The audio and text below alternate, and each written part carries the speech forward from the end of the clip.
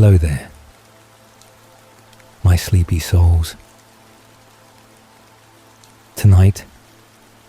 we journey through the entire dark history of the Cullen family. Centuries of transformation and tragedy and loss, building toward the chosen family of 8 vampires who would defy their nature through compassion. From Carlisle Cullen's transformation in 1663 through horror and through centuries of isolation to the family of 8 that would eventually stand together against the most powerful vampires in existence. This is their story of darkness and redemption. I hope you won't mind me mentioning this, guys, but subscribing would truly help me out if these stories are speaking to you.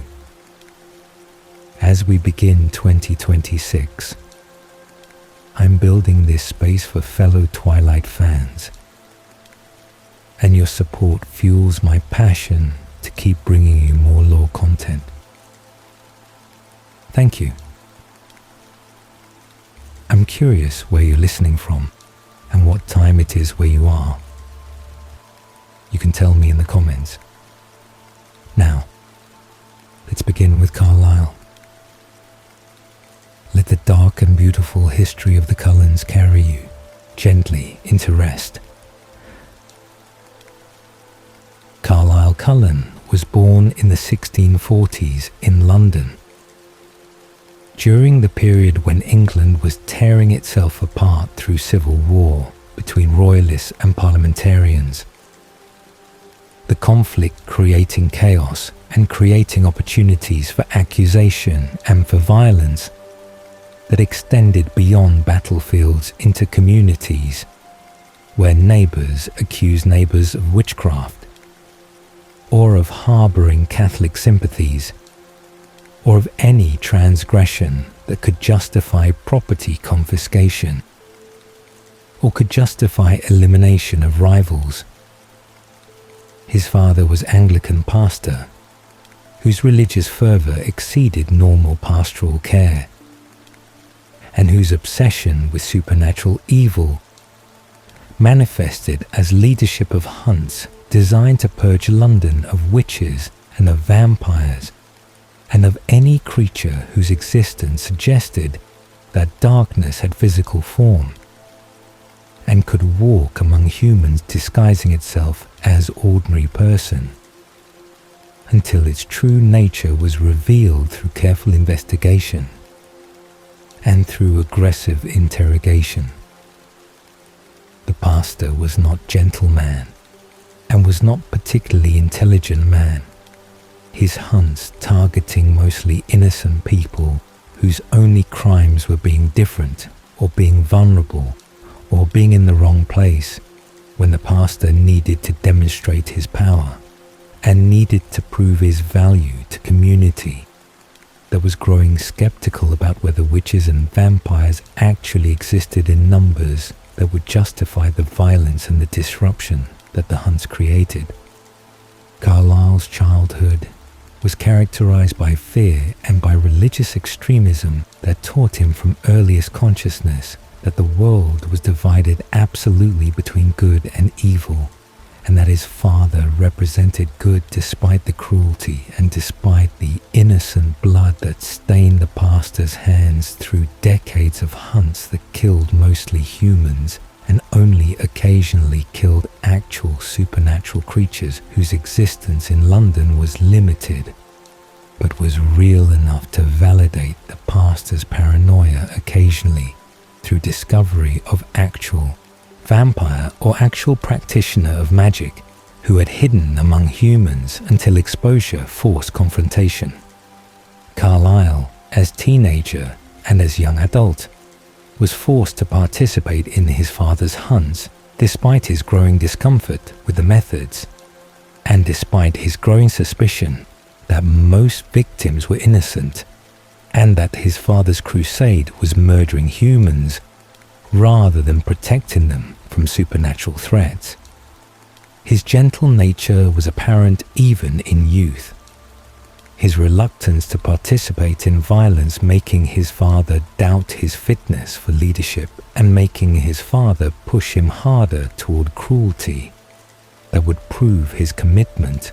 and would prove his worthiness to eventually inherit the pastoral position and inherit the leadership of the hunts that gave his father purpose and gave his father identity beyond ordinary religious duties. The discovery of actual vampires in London's sewers in 1663 happened during a raid that Carlisle led in his father's absence. The group of young men tracking rumours about disappearances in certain neighbourhoods and tracking evidence that suggested predators were operating beneath the city in tunnels and in sewers where bodies could be hidden and where screams would not be heard by surface dwellers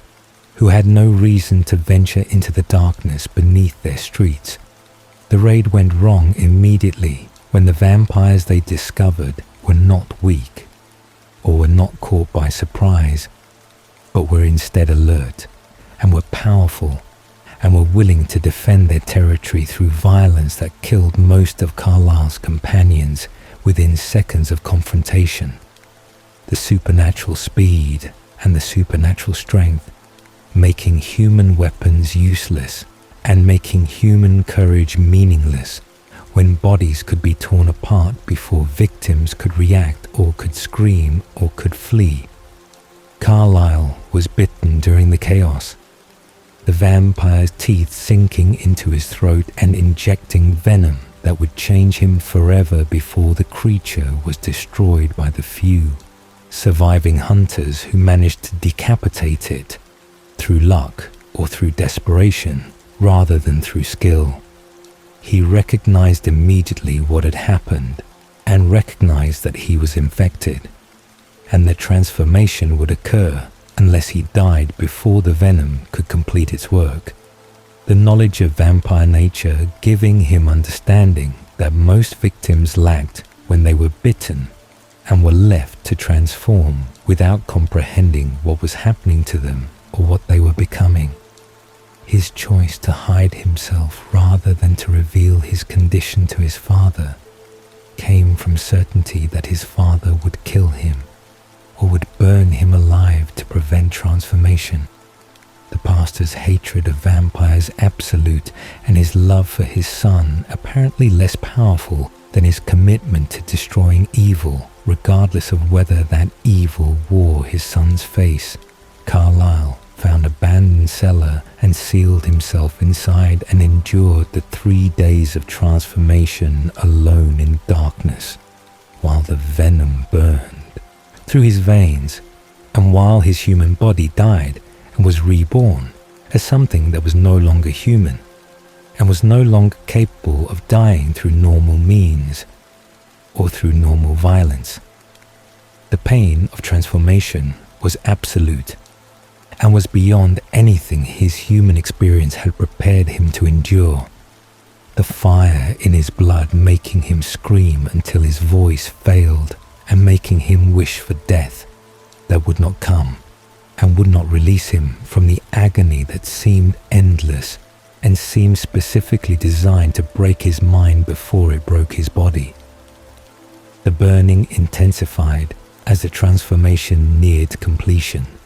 the venom concentrating in his heart and in his chest as it completed the work of stopping his heartbeat and reorganizing his cells into vampire configuration that would sustain him indefinitely without requiring the biological processes that had maintained his human life.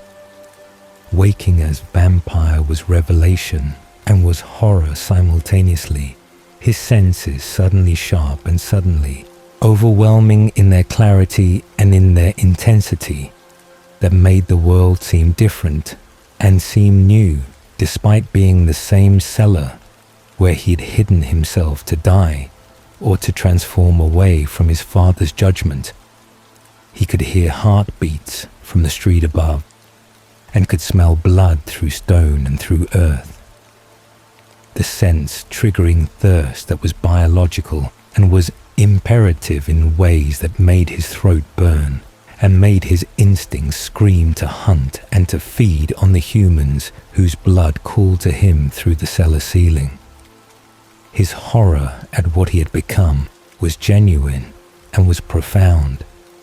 His religious upbringing teaching him that vampires were evil and were damned, and that his transformation meant he had joined the ranks of creatures that his father had dedicated his life to destroying. The suicide attempts began almost immediately after transformation was complete. Carlisle's desperation to die rather than to become predator, driving him to try every method he could conceive, despite knowing intellectually that vampire bodies were difficult to destroy, and that most forms of death that killed humans would not kill vampires whose supernatural durability exceeded what mortal flesh could survive. He tried drowning himself in the Thames, but his body did not require oxygen and did not die from submersion, no matter how long he remained underwater, while the burning thirst grew worse and grew more demanding. He tried starvation, but weeks without feeding merely weakened him and made the thirst more intense without killing him or without ending his consciousness in ways that would constitute actual death rather than merely constituting suffering. He threw himself from bridges and from buildings, but his body healed from the impact damage within hours, the broken bones mending and the torn flesh knitting back together through vampire healing that made him virtually indestructible through conventional violence or conventional accident. He walked into sunlight expecting to burn as vampire law suggested. Vampires would burn, but instead he merely sparkled as thousands of crystalline facets in his skin reflected and refracted the light, the effect beautiful and was revealing in ways that made daytime existence impossible in populated areas, but did not kill him and did not harm him, beyond making him visible as something inhuman and something supernatural. The months of attempting suicide and attempting to resist the thirst taught him that death was not available to him through any method he could access alone, without assistance from humans who would need to decapitate him or would need to burn him. The traditional methods of vampire destruction requiring either willing participant or requiring capture by hunters who would show no mercy and no hesitation. But the thirst eventually drove him from his hiding places and drove him toward populated areas where blood was abundant and where feeding would be easy because humans were slow and were fragile and were completely defenseless against vampire strength and vampire speed that made hunting them trivial exercise, requiring no skill and no effort beyond choosing victim and taking what vampire nature demanded. His first hunt took him into the countryside away from London, where witnesses would be fewer and where his crimes might go unnoticed or might be attributed to wolves or to other natural predators whose attacks could explain the deaths without invoking supernatural explanations that would bring hunters and would bring the kind of organized response that had killed the vampires in the sewers. But when he found the human walking alone on country road at night, he discovered that he could not attack and could not kill, despite the burning thirst and despite the instinct screaming in his mind that this was prey and that feeding was natural and was necessary and was justified by his vampire nature that required blood to survive. The human walked away unharmed and unaware that death had been standing mere feet away considering whether to kill him. Carlisle's inability to attack creating crisis of identity and creating question about whether vampire nature actually required murder or whether alternatives might exist that would allow him to survive without becoming the monster that his father had hunted and that his religious training had taught him represented absolute evil. The question led him to experiment with alternatives to human blood. His desperate attempts to find sustenance that did not require killing humans, driving him to attack animals and to drink their blood. Despite not knowing whether animal blood would suffice to satisfy the thirst or would merely prolong his suffering without providing actual nutrition, the discovery that animal blood could sustain him was revelation that changed everything and changed nothing. The deer's blood satisfying the immediate burning in his throat, but leaving him feeling less satisfied and less strong than human blood would have, made him feel according to instincts that told him he was drinking inferior substitute and that his body was not receiving optimal nutrition. But the animal blood worked well enough to keep him alive and to keep him functional. The months of drinking exclusively from animals proving that vegetarian vampire existence was possible even if it was more difficult and was less satisfying than traditional vampire diet that required human victims and required accepting role as predator whose existence depended on human death. The decades following his acceptance of vegetarian lifestyle were characterized by profound loneliness and by wandering through Europe without purpose and without destination, beyond avoiding his father and avoiding the hunters who would destroy him if they discovered what he was. He could not form relationships with humans because intimacy would reveal his nature and would create danger for anyone who knew his secret. The prohibition against relationships extending to both friendships and to romantic partnerships that would require explanations about why he did not eat and why he did not sleep and why he avoided sunlight and why his skin was cold and hard like marble rather than warm and soft like human flesh. The loneliness was worse than the thirst and was worse than the constant effort required to maintain control around humans whose blood called to him constantly, despite his commitment to vegetarian diet that reduced but did not eliminate the temptation to drink from humans whose blood would taste better and would satisfy more completely than animal blood could satisfy. He traveled through France and through Germany and through Italy, his immortality allowing him to witness historical events and to watch human civilization change across decades that felt like days to him, because time moved differently when you had infinite time, and when each year was a tiny fraction of existence that would continue indefinitely without natural end. The decision to study medicine came from his desire to help humans rather than to harm them. The choice representing active redemption rather than passive avoidance of evil, when he could use his immortality and could use his supernatural abilities to learn healing arts and to practice medicine in ways that would save lives rather than taking them. He studied at the University of Pisa and at other institutions throughout Italy during the 1700s.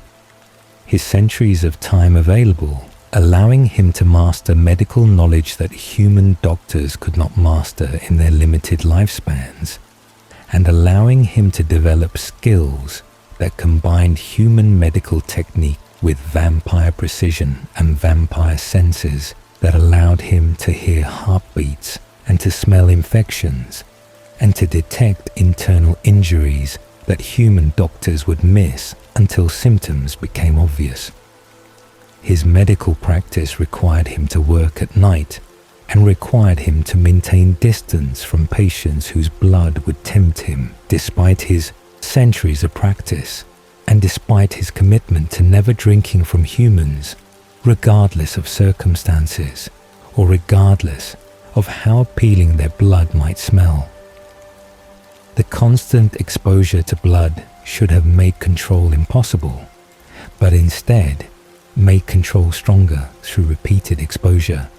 and through the satisfaction he found in helping people rather than hurting them. The positive experiences reinforcing his choice and reinforcing his belief that vampire nature did not determine vampire behavior, and that compassion was possible even for creatures whose biology was designed for predation. The wealth he accumulated across centuries came from careful investments and from the advantage of living long enough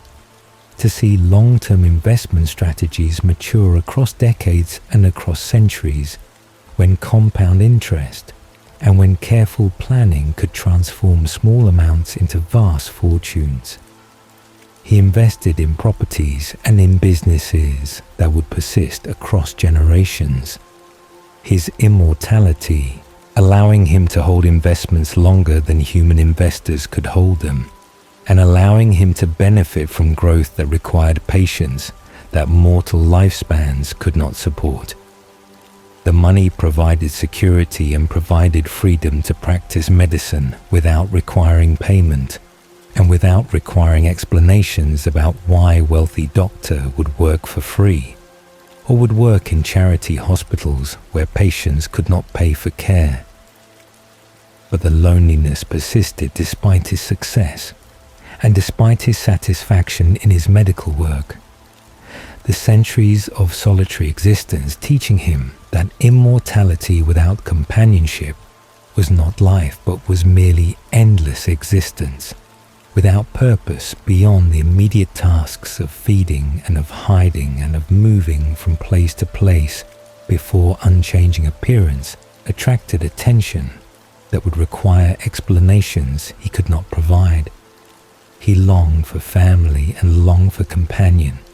who would understand what he was and who would share his commitment to vegetarian lifestyle and who would choose to be with him,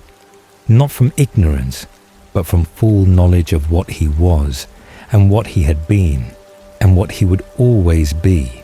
beneath the compassionate exterior that he showed to humans who trusted him with their lives, never knowing that the doctor treating them was predator exercising control rather than harmless human, whose healing came from simple human goodness. The centuries of loneliness were ending, though he did not know it yet. The year 1918 approaching and bringing with it the Spanish influenza pandemic that would kill millions and would bring him to Chicago, where a dying woman would beg him to save her son and would give him permission to transform someone and would give him the family he had wanted for 255 years of solitary immortal existence that had taught him everything except how to not be alone. Edward Anthony Mason Jr. was born on the 20th of June in 1901 in Chicago, Illinois, to Edward Mason Sr. and Elizabeth Mason, who were a prosperous family whose wealth came from the father's successful law practice that served Chicago's growing business community during the years when the city was expanding and was establishing itself as a major commercial center, connecting the agricultural Midwest to the industrial East through railroads and through shipping routes that made Chicago an essential hub in American economic network. The family lived comfortably in fashionable neighborhood where other professional families resided, their home staffed with servants and their lives characterized by the kind of security and the kind of social position that upper middle class existence provided in early 20th century America before the wars and before the Depression would reshape society and would eliminate many of the certainties that Edward's parents believed were permanent features of their world. Edward's childhood was privileged and was sheltered in ways that prepared him for professional career and for comfortable adult life that would mirror his father's success. His education, including private tutors and private schools that trained sons of wealthy families for leadership positions in business and in law, and in other professions that required university education and required social connections that could only be developed through careful cultivation of relationships with other elite families. He was musical from early age, his talent at piano exceeding normal childhood ability and suggesting genuine gift that his mother encouraged through expensive lessons and through providing him with quality instrument and with opportunities to perform for family friends who appreciated his skill and who predicted he would achieve recognition if he chose to pursue music professionally rather than following his father into law practice. His relationship with his mother was particularly close, Elizabeth Mason being affectionate and being attentive in ways that Victorian motherhood typically discouraged, but that she practiced anyway, because Edward was her only child, and because she believed that demonstrating love was more important than maintaining the emotional distance that contemporary parenting philosophy recommended for producing strong, independent men who would not be weakened by excessive maternal affection. His father was more distant and was more traditional in his approach to parenting. His love for his son expressed through providing financial security and through planning Edward's future career, rather than through emotional intimacy or through physical affection that men of his generation considered inappropriate between fathers and sons beyond early childhood. The year 1918 brought the Spanish influenza pandemic to Chicago, along with bringing it to cities and to towns throughout America and throughout the world. The disease spreading with terrifying speed and with terrifying mortality rate that exceeded normal seasonal influenza by magnitudes that made it deadliest pandemic in modern history, and that would eventually kill somewhere between 50 million and 100 million people worldwide before the virus finally burned itself out through lack of new hosts or through mutation into less lethal forms. Chicago was hit particularly hard during the full wave of infection that began in September, and that overwhelmed hospitals and that filled morgues beyond capacity, and that created social disruption as businesses closed and as public gatherings were banned in desperate attempts to slow transmission that seemed unstoppable and seemed to kill indiscriminately regardless of age or health status or social position. Edward Mason Sr. fell ill first in early September when Edward Jr. was 17 years old and was preparing for his final year of secondary education before university enrollment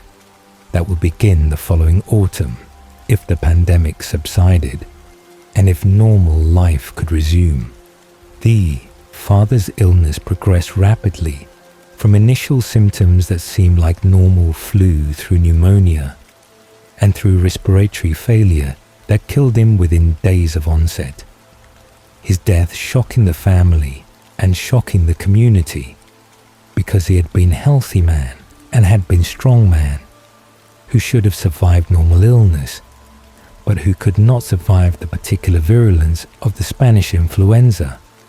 that was killing young, healthy adults in their prime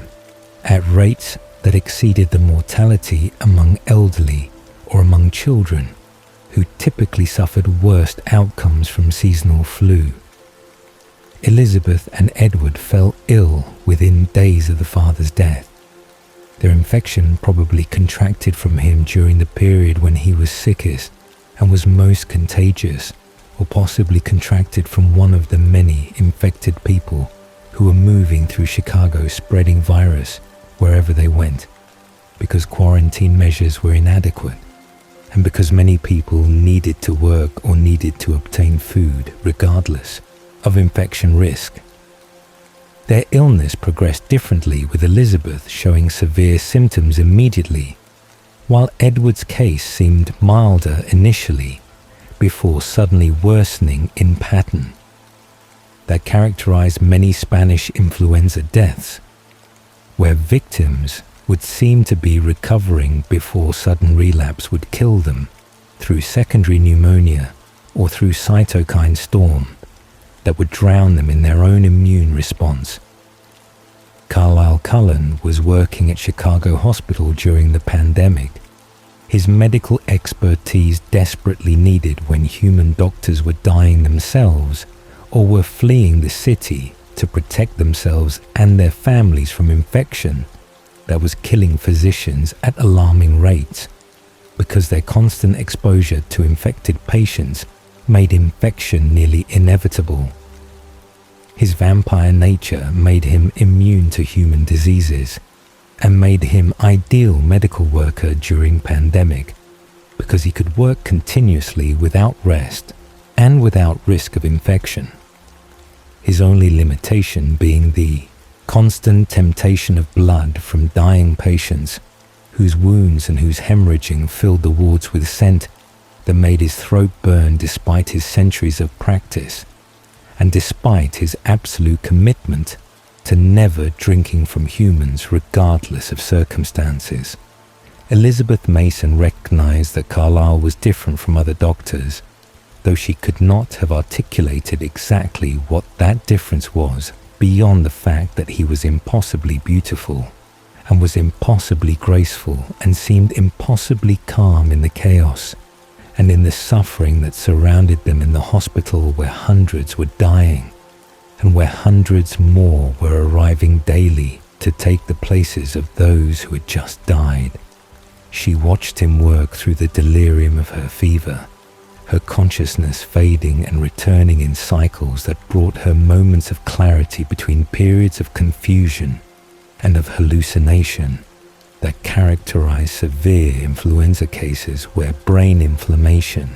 or where oxygen deprivation created mental symptoms alongside the respiratory symptoms.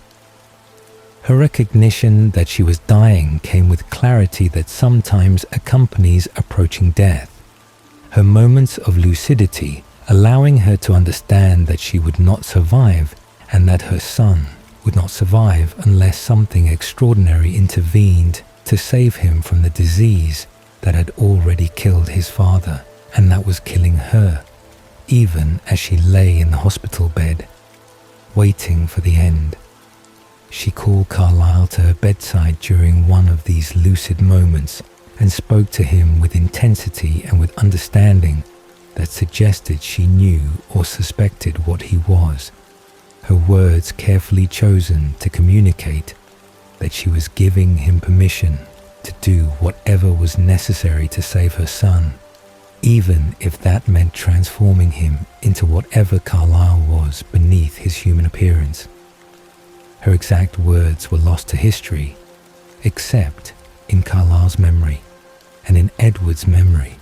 of what Carlisle told him years later about his mother's final request. But the essence was clear and was unmistakable in its meaning. She was begging him to save Edward in ways that normal medicine could not save him, and she was absolving him of guilt or of sin that might come from transforming her son into a creature that was no longer human, but that would at least be alive in some form, rather than being dead and being buried alongside his father in cemetery that was rapidly filling with pandemic victims. She died shortly after making her request, her body giving up its struggle and her last thoughts focused on her son, whose bed was across the ward and whose chances of survival were diminishing with each hour as his fever climbed and as his breathing became more labored. Carlisle's decision to transform Edward was made easier by Elizabeth's explicit request, but was still difficult because transformation without consent remained morally problematic, even when transformation was done to save dying person, who would otherwise have no chance of survival. Edward was 17 years old and was unconscious, and was in no position to consent or to refuse, his mother's permission providing justification,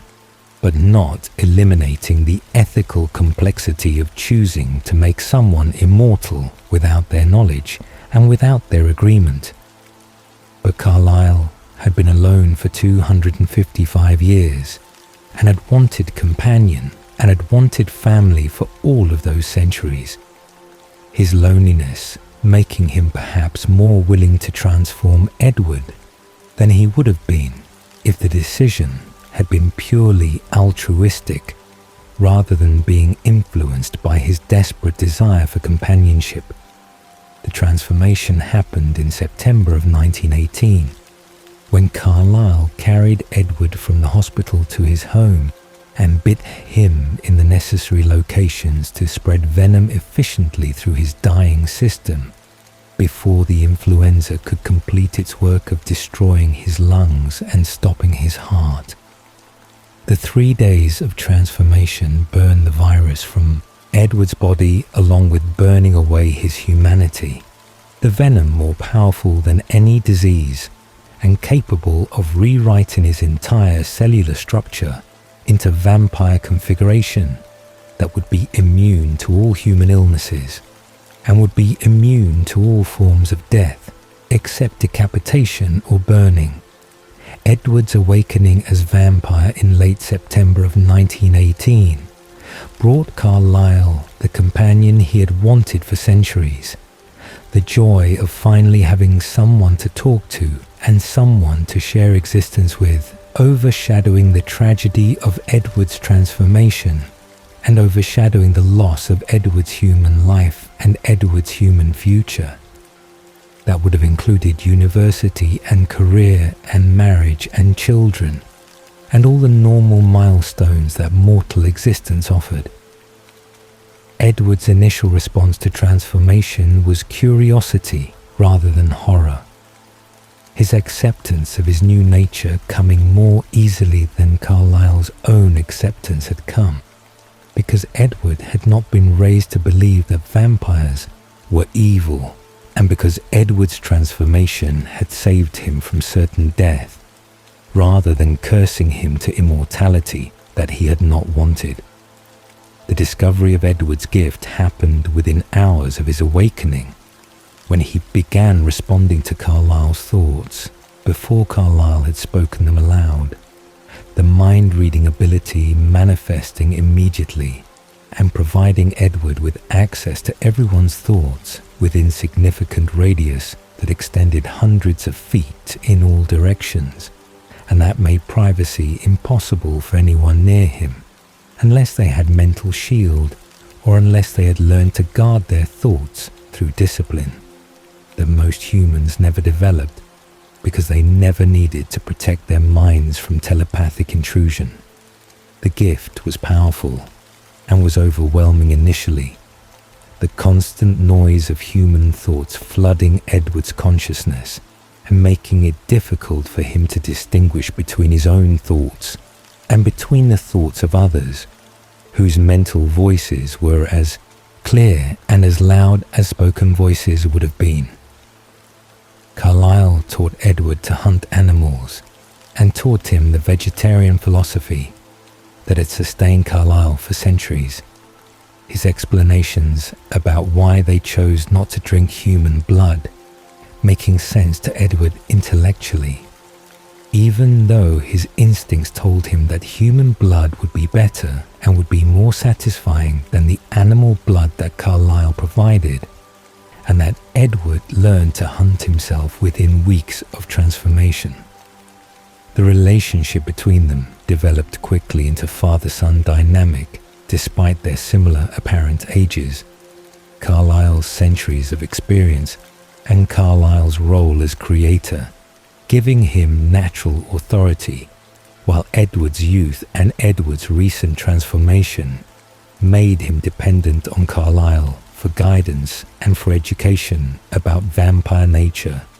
and about vampire world that Edward knew nothing about beyond what Carlisle chose to tell him. The years immediately following Edward's transformation were characterized by close companionship and by Carlisle's satisfaction at finally having family after centuries of solitude. Their conversations ranging across philosophy and across science and across arts and across all the subjects that immortal beings had time to study and had time to master without the pressure of limited lifespan, forcing them to specialize or to choose single focus. Edward's musical talent translated well into vampire existence, his enhanced hearing and his enhanced dexterity, allowing him to play piano with skill that exceeded his human ability, and that would continue to improve across decades and across centuries as he had infinite time to practice and to refine his technique. But the contentment did not last beyond the early 1920s,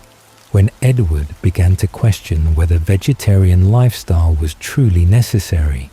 or whether Carlisle's philosophy was overly restrictive, and was denying them pleasures and was denying them full expression of their vampire nature. The mind-reading ability contributed to Edward's growing dissatisfaction,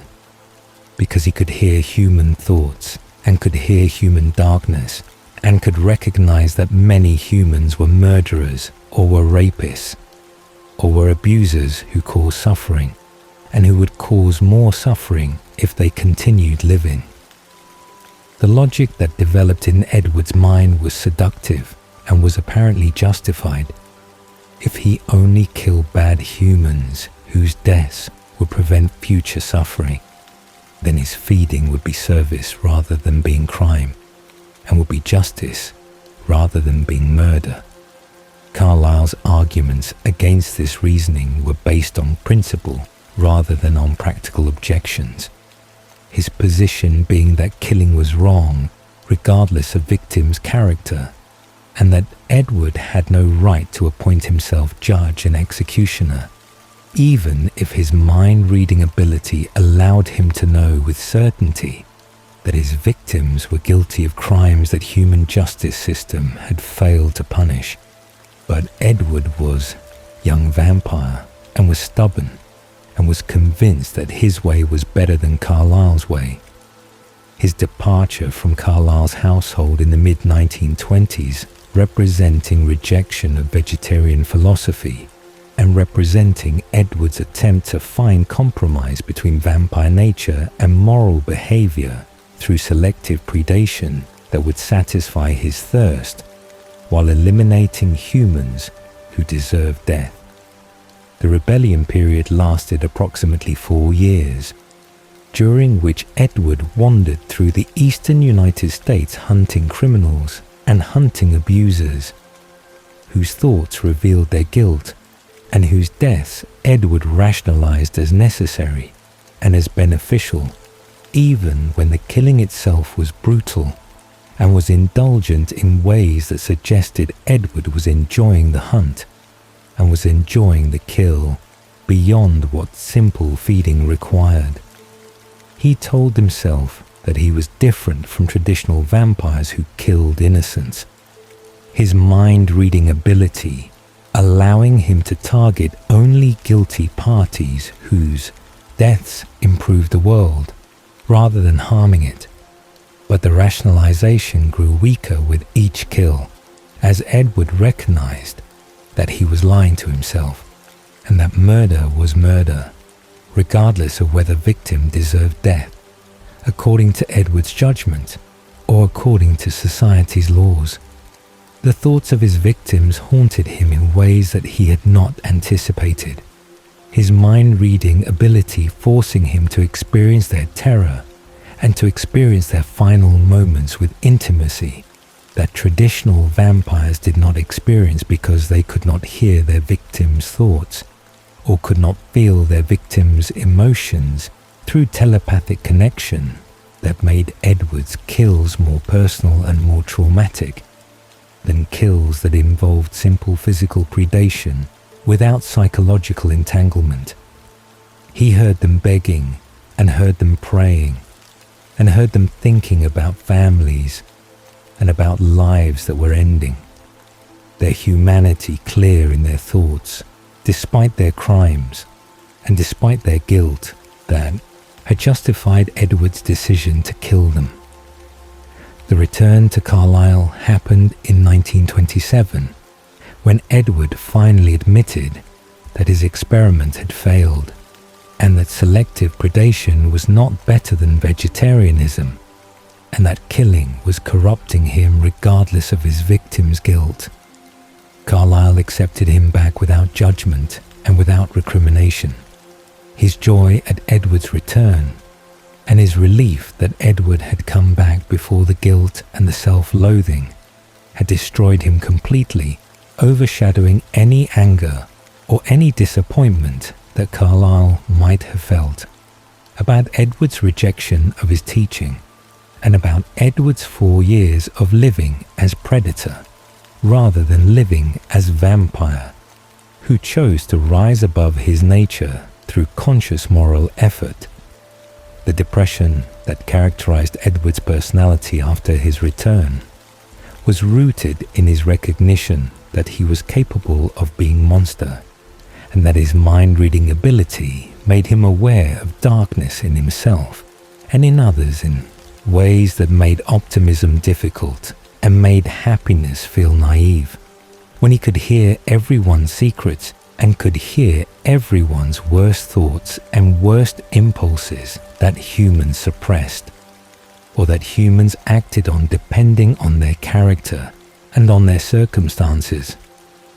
The weight of knowing what everyone was thinking was burden that isolated him even when he was surrounded by people. His gift creating distance rather than creating connection when intimacy required sharing vulnerability that Edward could never truly offer, because he always knew what others were thinking and could never be surprised or could never truly trust that people's words matched their actual thoughts and actual feelings. Carlisle tried to help Edward find meaning and find purpose beyond simple existence. Their conversations about philosophy and about morality attempting to provide Edward with framework for accepting his nature and for finding value in immortal life that would continue indefinitely, whether Edward wanted it to continue or not. The decades that followed Edward's return were characterized by waiting and by searching for something that would make existence feel worthwhile. Carlisle telling Edward that he would eventually find his mate and would find the person whose mind he could not read and whose presence would make immortality feel like gift rather than feeling like curse that Edward had not chosen and had not wanted, despite Carlisle's good intentions in saving him from influenza that would have killed him at 17 years old. Esme Ann Platt was born in 1895 in Columbus, Ohio, to middle-class family whose modest prosperity came from her father's work as businessman, involved in agricultural equipment sales that served the farming communities surrounding the city, and that provided stable income sufficient to maintain comfortable household without achieving the kind of wealth that would elevate them into upper-class society, or would provide Esme with the elaborate debut season that wealthier families could afford for their daughters. Her childhood was characterized by warmth and by affection from parents who loved her genuinely and who encouraged her interests in art and in architecture and in the domestic arts that women of her generation were expected to master as preparation for their future roles as wives and mothers who would manage households and would create comfortable homes for their husbands and their children. Her nature was gentle and was nurturing from early age. Her interactions with younger children in her neighborhood and in her extended family, revealing maternal instincts that would define her character throughout her life, and that would eventually define her vampire existence when motherhood through biological means would be impossible. But motherhood through chosen family would become her purpose and her joy. She was pretty in conventional way, without being remarkably beautiful. Her appearance sufficient to attract suitors, but not sufficient to make her the center of attention in social situations, where more striking girls commanded the focus and commanded the best marriage prospects. The first meeting between Esme and Carlisle Cullen happened in 1911, when Esme was 16 years old and was visiting relatives in rural area outside Columbus, where she climbed tree and fell from significant height that should have resulted in serious injury, but that resulted only in broken leg, because she landed in a way that distributed impact and that prevented the kind of catastrophic damage that could have killed her or could have crippled her permanently. Carlisle was passing through the area and was the only doctor available to treat her injury. His presence in rural Ohio coincidental and fortunate, because human doctors would have been hours away and her leg would have been damaged beyond what 19th century medicine could properly repair. Her impression of him during that brief encounter was profound and was lasting despite the pain she was experiencing and despite the shock of the fall and the injury. His beauty registering even through her discomfort and his gentleness, making her feel safe and making her feel cared for in ways that exceeded normal doctor-patient interaction. His careful setting of her bone and his kind words while he worked created memory that would persist across the decade that followed.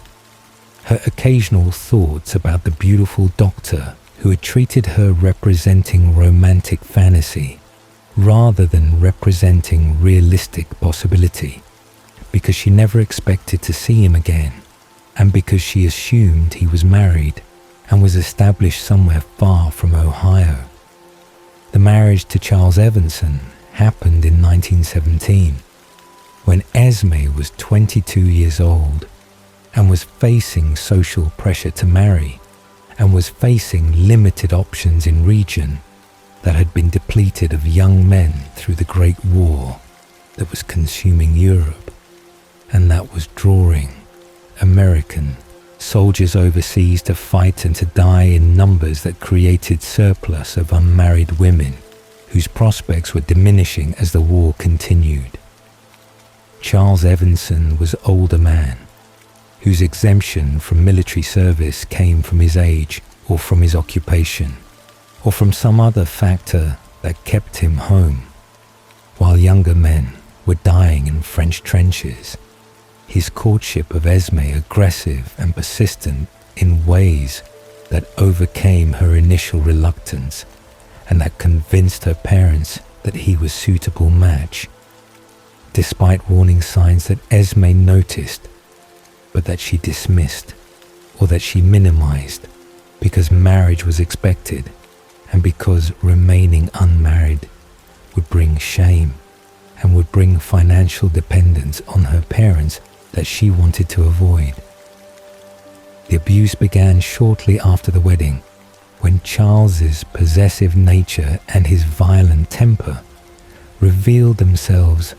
through controlling behavior that escalated into physical violence and into emotional cruelty that isolated Esme from her family and from her friends whose concern for her welfare Charles viewed as interference and viewed as challenge to his authority over his wife, whose role was to obey him and to accept his treatment regardless of how brutal or how unjust that treatment might be. The marriage became prison that Esme could not escape because divorce was scandalous and was socially unacceptable, and because leaving her husband would mean returning to her parents in disgrace and in shame, that would reflect badly on them and would limit her younger siblings' marriage prospects through association with sister who had failed in her wifely duties. Her attempts to leave happened multiple times across the years of the marriage, each escape resulting in Charles finding her and bringing her back through threats or through violence or through appeals to her sense of duty and her sense of shame that made her believe she was failing as wife and that she deserved his anger and deserved his punishment for not being sufficiently submissive or sufficiently compliant with his demands and with his expectations. The isolation from her family grew more complete as Charles moved them away from Columbus and away from anyone who might help her or might provide refuge, his control extending to every aspect of her life and eliminating her autonomy and eliminating her ability to make choices about even trivial matters without his permission and without his approval. The pregnancy that occurred in 1920 was both blessing and curse. Esme's joy at finally having someone who would love her unconditionally and who would need her mixing with terror about bringing child into household where violence was constant and where Charles's rage could be directed at helpless infant as easily as it was directed at her. But the pregnancy gave her hope and gave her purpose that had been missing from her life, the growing baby representing future and representing possibility that transcended her current suffering and that made her believe that everything would be worth it if she could just survive long enough to hold her child and to protect him from the violence that characterized her marriage. The baby boy was born in 1921 after difficult labor that weakened Esme and that required medical attention that Charles grudgingly permitted because dead wife would be inconvenient and would create questions that he would prefer to avoid. The baby was beautiful and was perfect in Esme's eyes, his tiny face and his small body creating love that was immediate and was absolute and was unlike anything she had experienced in her life that had been characterized by disappointment and by suffering and by the gradual erosion of hope that marriage to Charles had created through years of abuse and through years of isolation from everyone who cared about her welfare. The baby's death only days after birth destroyed Esme completely and absolutely, the lung infection that killed him developing rapidly and killing him before doctors could intervene or could provide treatment that might have saved him if medical care had been more advanced, or if antibiotics had been available in 1921, when infant mortality remained high, and when many babies died from infections that later generations would cure easily through medicines that had not yet been discovered. She held her dead son and felt her reason for living disappear along with his last breath. The emptiness and the grief overwhelming her rational thought and overwhelming her survival instinct and making her want death as escape from pain that was unbearable and that made continued existence seem pointless and seem cruel. When the universe had given her brief taste of joy before destroying it and leaving her with nothing except the memory of 3 days of motherhood that had ended with tiny corpse in her arms. The suicide attempt happened shortly after the baby's burial, when Esme's grief made her reckless and made her desperate for escape from the pain that consumed her every waking moment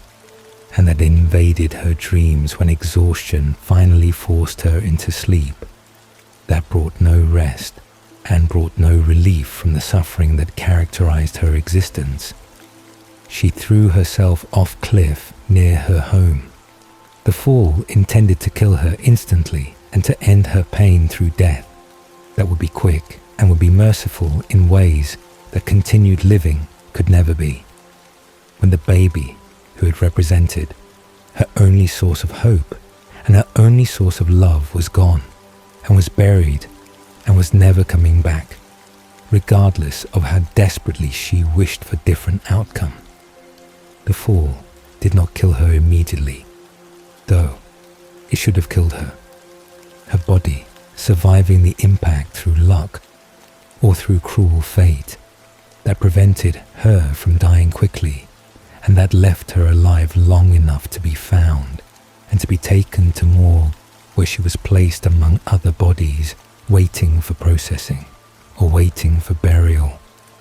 Carlisle was working in that morgue in 1921, his medical career having brought him to the area and having placed him in position to encounter Esme's barely living body, when most people would have assumed she was already dead and would have done nothing to save her or to revive her. His recognition of her was immediate despite the years since their first meeting and despite the damage that the fall had inflicted on her body. Her face still recognizable beneath the injuries, and still beautiful in ways that made him remember the 16-year-old girl whose leg he had set a decade earlier and whose impression on him had been stronger than he had admitted. At the time when admiring teenage girl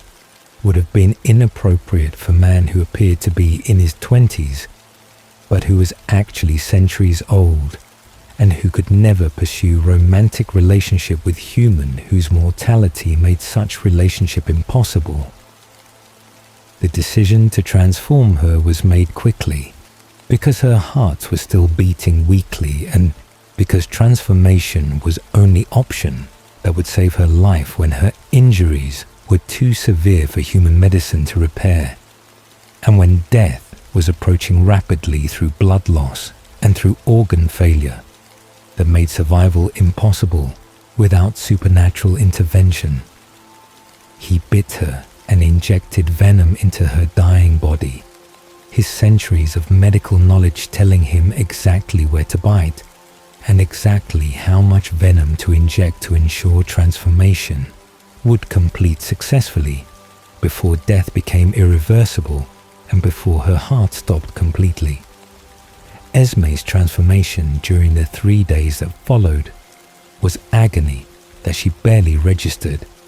because her grief about losing her baby exceeded the physical pain, and because her consciousness was fragmented through the trauma and through the venom that was burning through her system and was rewriting her cells into vampire configuration. She woke as vampire in late 1921, with no memory of the transformation itself, but with complete memory of everything that had led to her suicide attempt, and with complete memory of the baby who had died and who had taken her will to live when he had died. Her immediate acceptance of vampire existence surprised Carlisle, who had expected horror or had expected rejection, similar to what he had experienced when he had first transformed, and when Rosalie would later experience when her transformation happened. But Esme's response was different, because anything was better than the grief she had been experiencing, and because vampire existence offered escape from human pain, even if it introduced new complications and new challenges that she would need to learn to manage. The immortality meant she would never die and would never escape through death, but it also meant she would never experience grief like losing child again, because vampire bodies could not create children and could not experience that particular loss that had destroyed her human existence. The falling in love with Carlisle happened rapidly and happened naturally. Her gratitude for his saving her life mixing with genuine affection for his kindness and for his gentle nature that made her feel safe and made her feel valued in ways that Charles had never made her feel valued during years of marriage that had been characterized by cruelty and by violence. Carlisle's love for her developed equally quickly, his centuries of loneliness making him vulnerable to her warmth and making him grateful for her presence and for her acceptance of him, despite what he was, and despite the choice he had made to transform her without her consent. Their marriage happened shortly after her transformation was complete.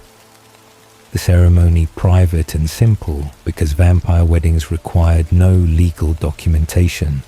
and required no witnesses beyond themselves and beyond Edward,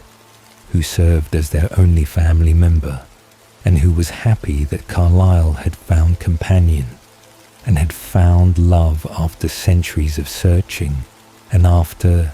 decades of hoping that a mortal existence could include romantic partnership, rather than including only solitary medical practice, punctuated by brief encounters with humans who would age and would die, while Carlisle remained unchanged and remained alone. Rosalie Lillian Hale was born on the 11th of September in 1915 in Rochester, New York, to a successful banker and his socially ambitious wife, whose marriage had been arrangement based on mutual advantage rather than on romantic love, but who had created comfortable life together through complementary skills in accumulating wealth and in displaying that wealth through elaborate social performances that characterize upper-class existence in medium-sized American cities. Her beauty was apparent from infancy in ways that shaped how everyone around her responded to her existence, her parents recognizing immediately that her appearance was a valuable asset that could be cultivated and could be leveraged for social advancement through advantageous marriage that would connect them to families with older money and with more established social credentials than banking wealth alone could provide. Her childhood was characterized by privilege and by careful grooming for the role she would eventually play as ornament and as valuable commodity in marriage negotiations that her parents were planning before she had learned to read. Her finest clothes and her best education designed to prepare her for a wealthy husband, rather than for independence or for career that women of her class were not expected to pursue. The Great Depression that began in 1929 devastated most American families, but left the Hales relatively untouched. Her father's conservative banking practices having protected their fortune and having made their continued prosperity more visible and more secure when most of their competition had been eliminated through economic catastrophe that drove other families into poverty. Her beauty matured as she moved through adolescence into the kind of extraordinary loveliness that made people stop and stare when she walked past them, her face possessing symmetry and perfection that rarely existed in actual humans, whose features typically contained some flaw that prevented them from achieving the ideal proportions that classical beauty required. Her golden hair caught light in ways that made it seem luminous. Her violet blue eyes were striking against her fair skin, and her figure developed into proportions that fashion magazine featured and that men found irresistible regardless of their age or their social position. The attention her beauty attracted was constant and was overwhelming. Men and boys reacting with obvious desire, while women and girls responded with mixture of admiration and jealousy that isolated Rosalie even as it elevated her social position and made her the most sought-after girl in Rochester society. Her parents encouraged her vanity and encouraged her pride in her appearance, their constant praise teaching her that her beauty was her greatest asset and was the source of her value in their eyes and in society's eyes. But beneath the vanity, Rosalie had genuine dreams about the future that went beyond being ornamental wife to wealthy husband. Her visits to her friend Vera, revealing what she actually wanted, genuine love with partner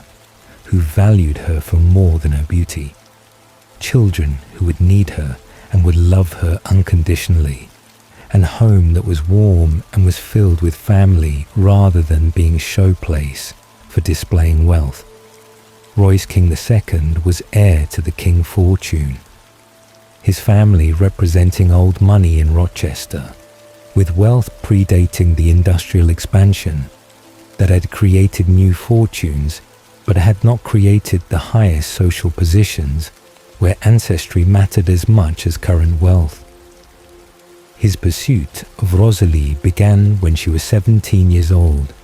and when he was 24, his interest sparked by seeing her at social event where her beauty had been the center of attention, and where every man present had been watching her with obvious desire, that Royce decided to satisfy by making her his conquest and eventually his wife. His courtship was aggressive and was possessive from the beginning. His extravagant gifts and his public displays of attention designed to establish his claim on her and to discourage other suitors from competing for her affection. The engagement announcement came in March of 1933, after Royce had secured her father's permission and had presented her with a ring that cost more than most families earned in a year, the society columns describing the union as joining of two prominent families and describing Rosalie as the most beautiful bride-to-be that Rochester had ever seen. Her mother was triumphant, the engagement representing culmination of years of careful cultivation and representing proof that beauty could be converted into social position and into financial security that would elevate the entire family through connection to the kings, whose influence extended into politics and into business throughout the city. The wedding preparations consumed the spring months of 1933. Rosalie's life becoming series of dress fittings and menu selections and invitation decisions that were made mostly by her mother and by Royce's mother, who had strong opinions about how the wedding should reflect the King family's status. The visit to Vera's home in early April changed something in Rosalie's understanding of what she actually wanted versus what she was supposed to want. Vera, having recently given birth to her second child, whose weight in Rosalie's arms and whose warmth against her chest created longing for motherhood that exceeded any desire she had ever felt for jewels or for social status. Vera's simple home was filled with warmth and with genuine affection. Her carpenter husband arriving from work and greeting his wife with a kiss that conveyed real love rather than performing affection for social audience. The walk home from Vera's house on that April evening was supposed to be a short trip through familiar streets in safe neighborhood where wealthy families lived and where crime was rare. Rosalie wearing her best dress and wearing the engagement ring that Royce had given her because she had wanted to show Vera the evidence of her successful engagement to man from one of Rochester's finest families. The spring evening was pleasant and was mild, the kind of weather that made walking enjoyable and that made Rochester's tree-lined streets seem idyllic and seem safe for a young woman to traverse alone in early evening hours before full darkness had fallen. The street was not empty when Rosalie turned the corner toward her parents' house. The lamplight illuminating group of well-dressed men who were laughing too loudly and who were walking with unsteady gait that indicated they had been drinking for hours at some private club where wealthy young men gathered to celebrate their privileges. She recognized Royce immediately, despite the distance. His distinctive profile and his expensive suit, marking him clearly as her fiancé, even before he turned and saw her walking toward him. His friends were with him, men she had met at social functions whose names she knew, but whose characters she had never considered beyond their social credentials that made them acceptable companions for the king heir. Royce called out to her with enthusiasm that seemed excessive, his voice carrying the slurred quality that alcohol produced, and that made his words run together in ways that would have been embarrassing in social setting, but that his friends seemed to find amusing. He told his friends that this was his Rose, his beautiful Rose who was going to be his wife, and who was the most beautiful girl in New York, and probably in America, or possibly in the entire world. The pride in his voice, possessive rather than affectionate, and suggesting that she was acquisition rather than person, and that her beauty was trophy he had won through his pursuit. His friends surrounded her as she tried to continue walking, their bodies blocking her path, and their attention focused on her appearance with intensity that made her uncomfortable in ways she had not felt during normal social interactions, where male attention was expected and was manageable through polite conversation. They commented on her beauty with crudeness that shocked her, their language crossing boundaries that sober men would have maintained, and that drunk men apparently felt free to violate when their inhibitions were reduced by alcohol. Royce grabbed her arm with force that hurt, his fingers digging into her flesh through the fabric of her dress as he pulled her closer to show her to his friends, like she was object rather than human being with autonomy and with right to leave situation that was becoming frightening. The assault began with Royce's kiss that was brutal rather than affectionate, his mouth pressing against hers with violence that split her lip and that made her taste blood, while his friends laughed and encouraged him to show them what he owned. She tried to pull away, but his grip was too strong, and his friends were blocking her escape routes, their bodies forming cage around her that made resistance futile and that made screaming seem pointless when no one would intervene on behalf of girl who was engaged to be married and who was therefore already property of man, who was claiming his rights in public display of ownership. The beating happened simultaneously with the violation. Royce's fists hitting her face and hitting her body while he told her she was beautiful, and told her she was his, and told her she should be grateful that he had chosen her. His friends participated with enthusiasm that suggested they had done this before, or had wanted to do this before, but had never had opportunity, or had never had permission from someone with Royce's status and Royce's confidence that consequences would not follow. Her dress was torn and was ruined, the beautiful fabric being used to humiliate her and to expose her body to men who had no right to see her and who had no right to touch her, but who were taking what they wanted because they could and because Royce had given them permission. The pain was extraordinary and was overwhelming, her bones breaking under the force of their kicks and their blows,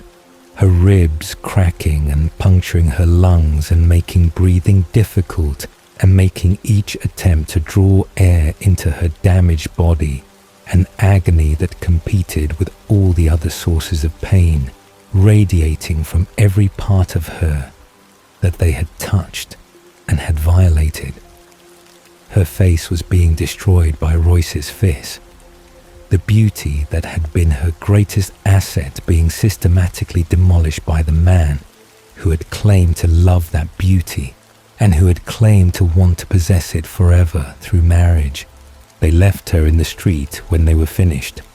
her broken body lying in the gutter like refuse that was not worth the effort of actual disposal.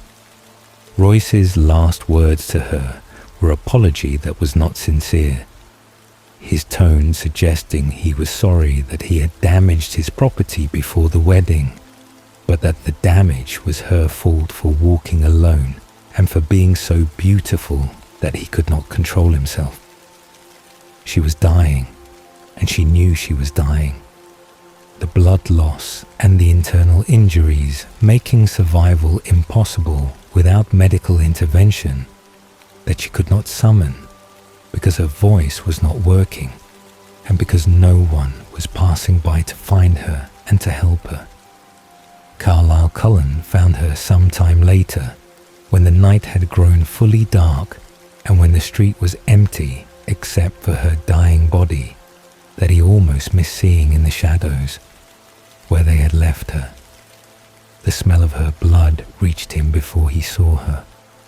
the scent triggering thirst that he had learned to control through centuries of practice, but that still required conscious effort to resist when fresh human blood was abundant. His horror at her condition was genuine, his experienced medical eye recognizing immediately that she was beyond saving through conventional medicine or through any intervention that human doctor could provide. The decision to transform her was not made lightly despite the urgency of her condition. Carlisle's moral framework requiring him to consider whether giving her immortality without her consent was justified, even when alternative was allowing her to die in street from injuries inflicted by monsters who had destroyed her for entertainment. Looking at her broken body and looking at her face that even through its destruction showed evidence of the extraordinary beauty she had possessed, he made decision that he believed was merciful, even though he knew it would condemn her to existence she had not chosen and had not wanted. He carried her to his home with speed that human observer would not have been able to track, and laid her on bed in room he had prepared for emergencies and bit her in the necessary locations to ensure venom would spread efficiently through her dying system and would reach her heart before death became irreversible. The 3 days of transformation were agony beyond anything Rosalie had experienced during the assault. The burning in her veins making the physical trauma seem almost pleasant by comparison, because physical pain had limits, but the fire transforming her cells apparently had no limits and had no mercy. Waking as vampire was disorienting and was revelatory, her senses suddenly clear and suddenly sharp in ways that human perception had never approached. The mirror showed her what she had become, her face healed and restored but magnified beyond even her human beauty, into something that was almost painful to look at,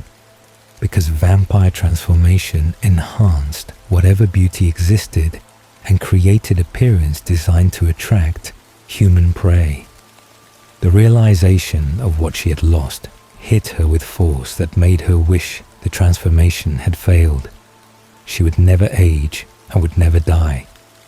her immortality stretching ahead infinitely without end. She would never have children because vampire bodies did not change and did not create life. The transformation having frozen her biology at 18 years old and having eliminated the possibility of motherhood, that she had wanted more than she had wanted beauty or wanted wealth. Carlisle's attempts to comfort her were well-intentioned, but were ineffective because no words could restore what transformation had stolen. She raged at him with fury that surprised her with its intensity, her vampire strength making her voice carry power and making her movements dangerous. The 2 years between her transformation in April of 1933 and her revenge in the spring of 1935 were spent planning methodical destruction of the men who had destroyed her, Human life, her vampire mind capable of holding complex plans and capable of considering multiple scenarios with clarity that human cognition could never achieve. The symbolic choice of her wedding dress for the revenge killings was deliberate. The dress representing the future that had been stolen from her and representing the perfect bride image that she had been cultivated to embody before that image had been shattered. She hunted them one by one across those 2 years, appearing before each man in her wedding dress and making them understand that she had returned specifically for revenge. She saved Royce for last in late April of 1935, exactly 2 years after the assault, finding him alone in his home office and making him comprehend what he had created through his violence before ending his life efficiently and finally. The aftermath of completing her revenge brought no relief and brought no healing. The emptiness she felt after killing Royce, more profound than the emptiness after the earlier kills. She had expected revenge to restore something or to provide closure, but instead felt hollow and lost. The purpose that had sustained her through 2 years suddenly gone, and leaving her without direction in existence that stretched infinitely ahead without end. Emmett McCarty was born in 1915 in Gatlinburg, Tennessee, to a working-class family whose livelihood came from his father's labor in the lumber industry that dominated the economy of the Smoky Mountains region, and that provided employment to men whose strength and whose willingness to engage in dangerous physical work made them valuable to companies that were harvesting the old-growth forests that covered the mountains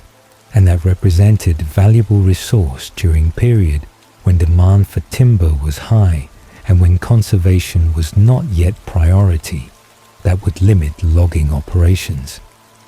His childhood was characterized by physical activity and by outdoor life that prepared him for the kind of rugged existence that mountain communities required. His natural strength apparent from early age, and his good-natured personality making him popular among his peers and making him well-liked by adults who appreciated his willingness to help and his lack of the sullenness or the rebellion that characterized some teenage boys. His family was large and was close-knit in ways that poverty sometimes created when mutual support was necessary for survival, and when entertainment came from family gatherings rather than from purchased amusements that required money they did not have. Emmett was one of several siblings whose names and whose individual stories were lost to history when his transformation separated him from his human family permanently, and when his new vampire existence required him to abandon his previous identity and to never contact his parents or his siblings who would age and would die, while Emmett remained frozen at 20 years old for eternity. His physical size was exceptional even before vampire transformation would enhance it beyond human limits. His height and his muscular build,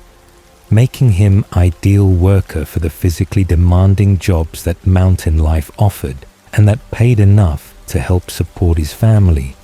during years when the Depression had made employment scarce and had made any income valuable regardless of how dangerous or how difficult the work might be. His strength allowed him to excel at tasks that would exhaust smaller men, his cheerful disposition making him pleasant companion during long days of physical labor that would be unbearable without humor and without the camaraderie that developed among men who worked together and who relied on each other for safety and for support. The hunting trip in 1935 happened during spring when Emmett was 20 years old, and was experienced hunter who knew the mountains and who knew how to track game and how to survive in wilderness that could be unforgiving to those who were unprepared or who were careless about respecting the dangers that the forest contained. He had hunted alone before and had always returned safely, his confidence in his abilities justified by years of successful hunts that had provided meat for his family and had provided opportunity to spend time in the woods that he loved and that represented freedom from the monotony of wage labor that characterized most of his existence. The black bear that attacked him was massive and was aggressive in ways that normal bears typically were not, unless they were protecting cubs or unless they were startled by humans who had approached too closely without being noticed. The attack happened suddenly and happened violently. The bear's claws tearing through Emmett's clothing and tearing through his flesh with ease that demonstrated the power differential between human and predator, whose strength exceeded what even large strong man like Emmett could resist or could defend against without weapons that were immediately accessible. His rifle was knocked away in the first moments of the attack, his attempts to fight back using only his hands and his physical strength proving futile when the bear's weight pinned him to the ground, and when the bear's teeth and claws inflicted injuries that were immediately life-threatening through blood loss and through the massive trauma to his torso and to his limbs. The realization that he was dying came with strange clarity that sometimes accompanies fatal injuries, his consciousness remaining intact despite the shock and despite the pain that should have rendered him unconscious, but that instead kept him aware of everything that was happening and aware that his life was ending in the mountains that he had loved and that had now become the location of his death. His thoughts during those final moments of his human life were about his family and about the life he would not live and about the waste of dying at 20 years old when he had barely begun to experience adulthood and had barely begun to establish himself as an independent person rather than as son living in his parents' home. Rosalie Hale found him during hunting trip when she had separated from Carlisle and from Esme to track deer whose scent had led her away from their planned route and into territory where she discovered Emmett lying in clearing with bear standing over him, preparing to continue its attack or preparing to begin consuming him as food. Her first instinct was to leave him to die because his death was natural outcome of dangerous situation and because interfering would require either calling for help she could not summon or transforming him into vampire, which she had sworn never to do because she would not condemn anyone else to the existence she hated and to the immortality that had stolen her humanity and had stolen her future. But something about his face stopped her from leaving. The innocence in his expression and the youth in his features reminding her of Vera's baby and reminding her of all the futures that had been stolen when her own life had been destroyed. The decision happened in an instant when his eyes opened and looked at her with confusion and with something that might have been hope, his hand reaching toward her in gesture that suggested he trusted her to help him, even though he had no reason to trust beautiful girl appearing in wilderness where no one should be and where rescue should be impossible. She killed the bear with ease that demonstrated vampire strength, her hand snapping its neck before the animal could react or could understand that the girl who had appeared was more dangerous than any predator the bear had ever encountered. she lifted Emmett's dying body and began running toward where she knew Carlisle would be,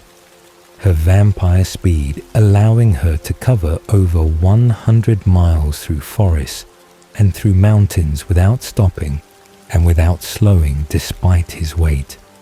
and despite the difficulty of maintaining speed while holding his broken body carefully enough to avoid inflicting additional injuries that would kill him before she could reach Carlisle. The journey took hours of constant running, her endurance making the distance manageable, but her mind racing with doubt about whether she was making right choice and whether condemning him to vampire existence was mercy or was cruelty that would destroy him in different way than the bear attack would have destroyed him. She begged Carlisle to transform Emmett,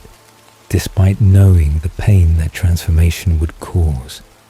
and despite knowing that she was condemning him to immortal existence he had not requested, her justification being that he was dying anyway, and that vampire existence was better than death, even if vampire existence was worse than human life that could include marriage and children, and normal aging and normal death surrounded by family. Carlisle agreed to perform the transformation after examining Emmett's injuries and confirming that human medicine could not save him and that death was inevitable without supernatural intervention. His medical expertise telling him that the bear had inflicted damage to organs and to major blood vessels that made survival impossible and made transformation the only option if the young man's life was to be preserved in any form. The biting happened quickly and efficiently, Carlisle's centuries of experience allowing him to inject venom into the necessary locations with precision that would ensure transformation would complete successfully and would ensure that Emmett would survive the 3 days of burning that would follow. The 3 days of Emmett's transformation were difficult for Rosalie, who waited nearby and who listened to his screams and who felt guilt about causing his suffering, even though she had also saved his life and had given him existence that would continue indefinitely, rather than ending in Tennessee mountains where his body would have been consumed by scavengers. The screams echoed through the house that Carlisle had secured for their use. The isolation necessary to prevent human neighbors from hearing and from investigating sounds that would be difficult to explain and that would create suspicion about what was happening in the house where mysterious, beautiful family had taken residence. Emmett's awakening as vampire was remarkably different from Rosalie's own awakening, and remarkably different from Edward's complicated response to transformation. His immediate acceptance of his new nature and his enthusiasm about vampire abilities creating stark contrast with Rosalie's horror and with Edward's philosophical struggles about meaning and about morality. Emmett loved being vampire from the first moment of consciousness, his joy at his strength and his speed and his enhanced senses making him seem like child discovering a wonderful toy, rather than like person mourning loss of humanity and loss of normal future. His attitude both charmed and irritated Rosalie, who could not understand how someone could be so happy about transformation that she considered curse and considered tragedy, but his genuine cheerfulness and his lack of bitterness gradually softened her defenses and gradually made her want to protect his innocence and preserve his happiness even when she could not share those feelings herself. His devotion to her was immediate and was absolute. His recognition that she had saved his life, creating gratitude that evolved quickly into love that was uncomplicated and was genuine in ways that Rosalie had never experienced from men who had wanted her for her beauty but had never wanted her for herself. Emmett loved her completely and loved her unconditionally. His affection not dependent on her appearance or on her usefulness, but simply existing because she was Rosalie, and because he had imprinted on her as his saviour and as his mate during those first confused moments after transformation, when she had been the first face he saw and the first voice he heard. Their connection was instantaneous and was powerful, the bond between them forming without effort and without negotiation in ways that made their relationship feel inevitable and feel right despite the circumstances of their meeting and despite the tragedy of his transformation that had stolen his human life and had stolen his human future. Their marriage ceremonies happened multiple times across the decades as they moved to new locations and created new identities, each wedding providing opportunity to celebrate their bond and providing Rosalie with experience of being bride that her human life had promised but had never delivered when her engagement to Royce had ended in violence and in transformation,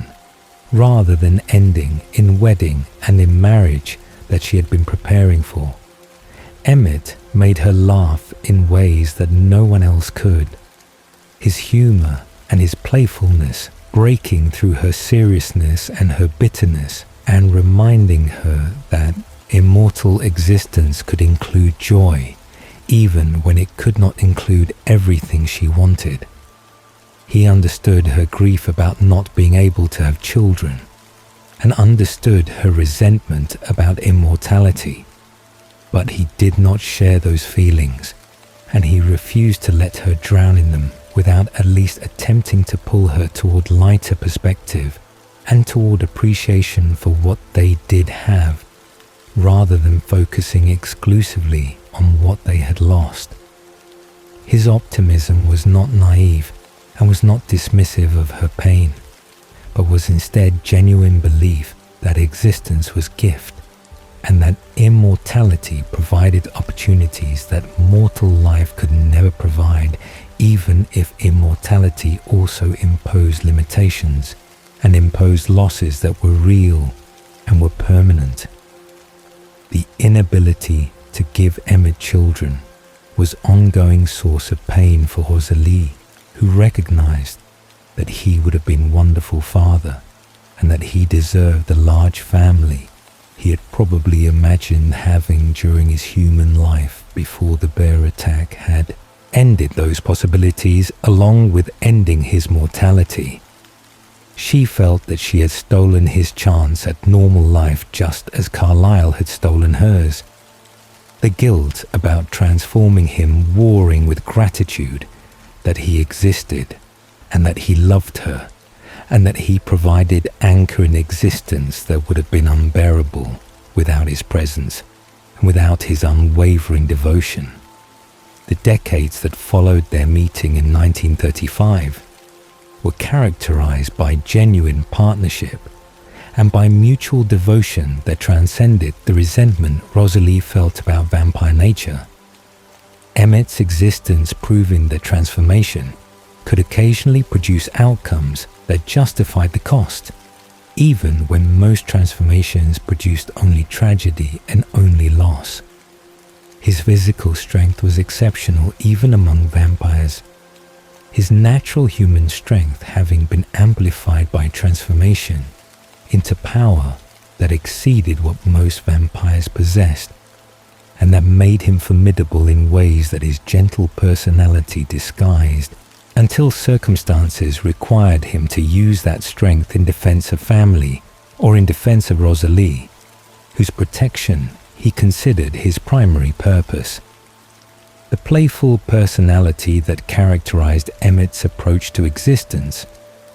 balanced the family's general seriousness and provided levity that made immortal life more bearable for everyone who lived with him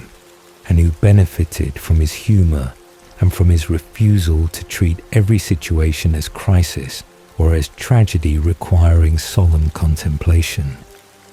His presence in the Cullen household changed the dynamics and changed the atmosphere.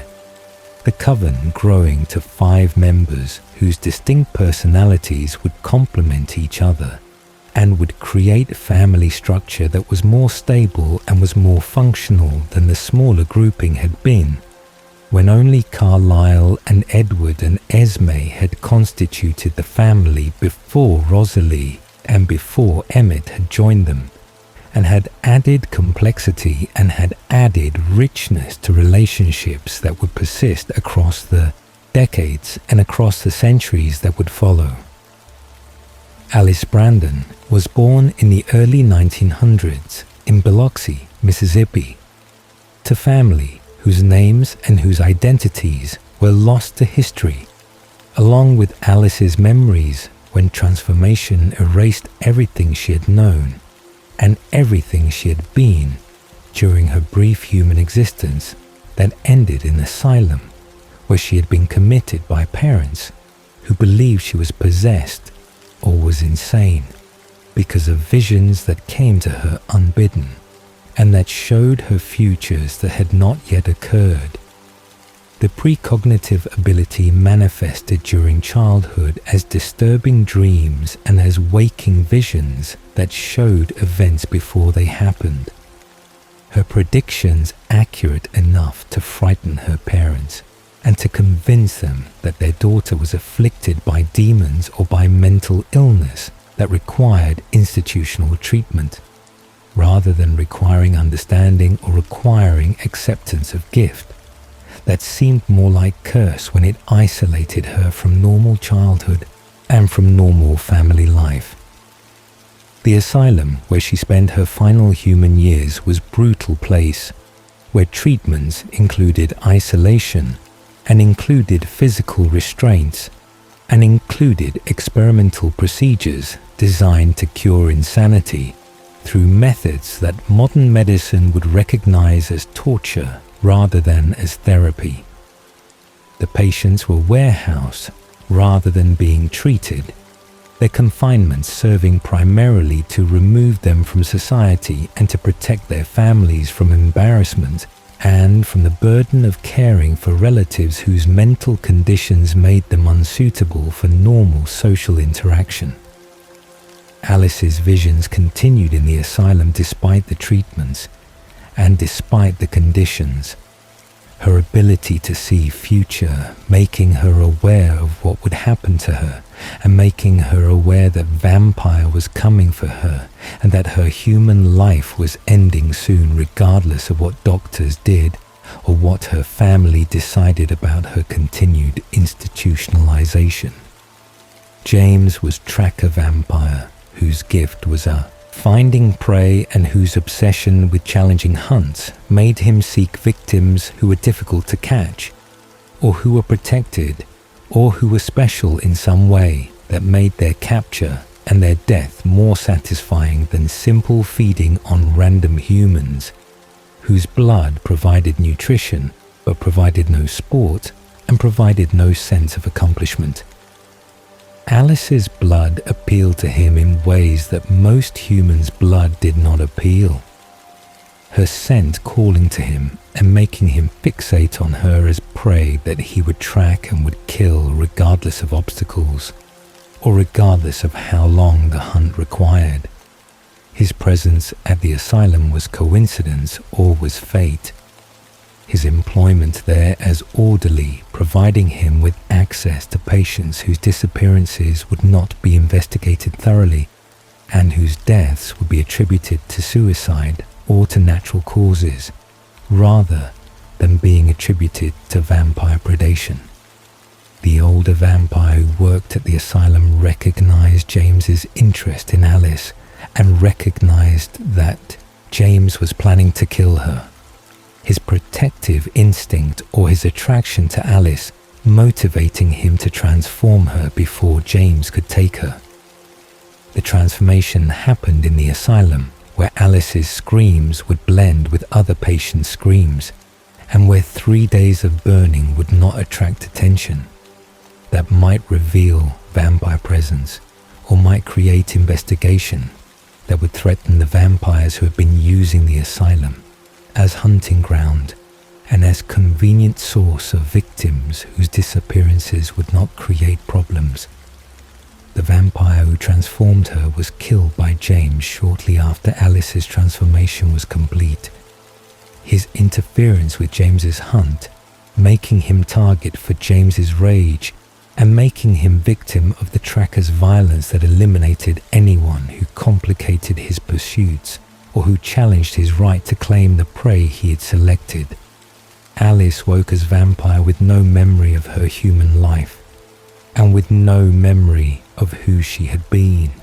or who her family had been, or what experiences had shaped her before transformation had erased everything and had left her as blank slate, whose only knowledge came from visions of her own future that showed her what she would become and who she would meet,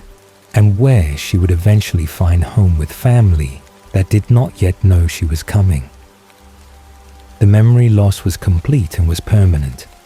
the transformation having destroyed the neural pathways that stored her human memories, or having made those memories inaccessible through damage that vampire healing could not repair,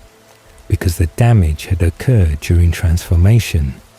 when venom was rewriting her entire system, and when preservation of memory was not priority compared to preservation of life. The visions guided her through the early years of her vampire existence, when most newborns were dangerous and were uncontrolled,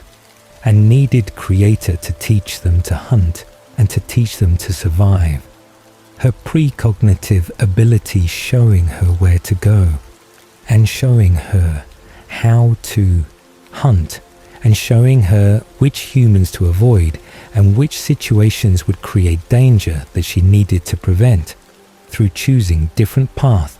or through making different decisions. She saw Jasper in her visions years before she met him, his face and his presence appearing repeatedly in futures that converged on specific moment when she would be waiting for him in diner in Philadelphia, and when he would walk through the door and would recognize her as the future he had been searching for without knowing he was searching. Jasper Whitlock was born in 1844 in Texas, to family whose modest prosperity came from ranching and from farming in region that was still being settled and that was still establishing the economic structures and the social hierarchies that would characterize Texas during the decades leading up to the Civil War, that would tear the nation apart and would reshape Southern society and would end the slavery system that had defined the region's economy and the region's culture. His childhood was characterized by physical labor and by outdoor life that prepared him for military service and that prepared him for the kind of rugged existence that frontier communities required from men who were expected to defend their families and to defend their property from threats that included hostile tribes and included bandits and included all the dangers that characterized life in regions where law enforcement was minimal and where survival depended on personal strength and on personal willingness to use violence when violence was necessary. The Civil War began when Jasper was 17 years old,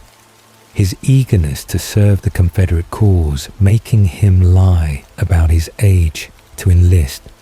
when recruiters were accepting any able-bodied man who could hold rifle and could follow orders and could endure the hardships that military service required during war, that would become bloodiest conflict in American history, and that would kill more Americans than all other American wars combined.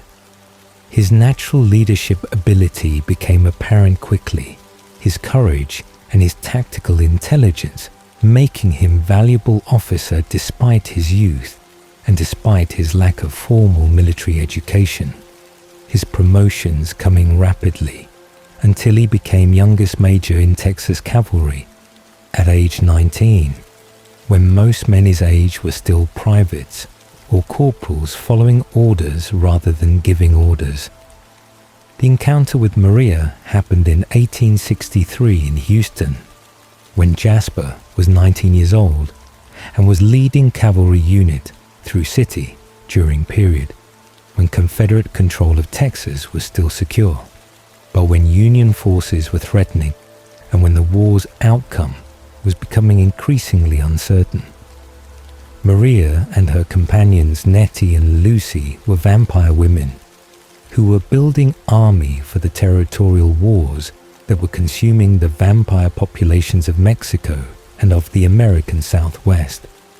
Their need for newborn soldiers making them seek human candidates who possessed military experience and who possessed leadership ability that would make them valuable commanders rather than being merely foot soldiers whose only purpose was fighting and dying during their first year of enhanced strength. Maria's transformation of Jasper was strategic decision rather than romantic decision.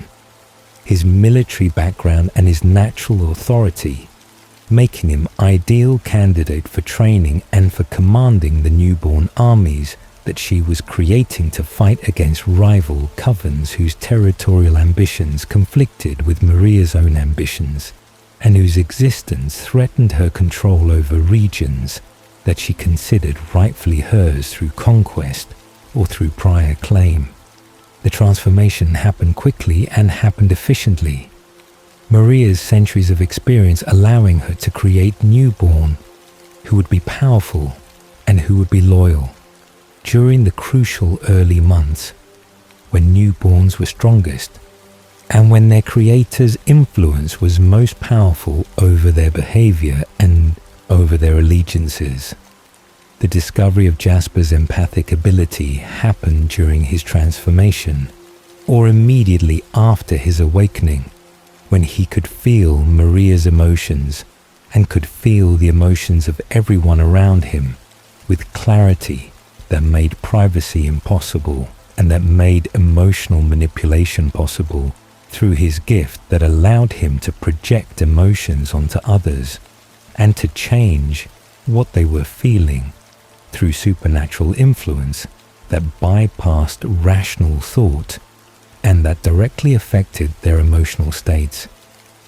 The ability made him invaluable to Maria, whose newborn armies were volatile and were dangerous and required constant management to prevent them from turning on each other or from turning on Maria herself when their strength exceeded her strength and when only Jasper's empathic control kept them organized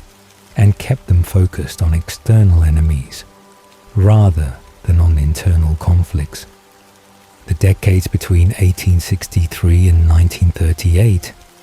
were characterized by violence and by death. Jasper's role as trainer and as executioner of newborn armies, requiring him to create vampires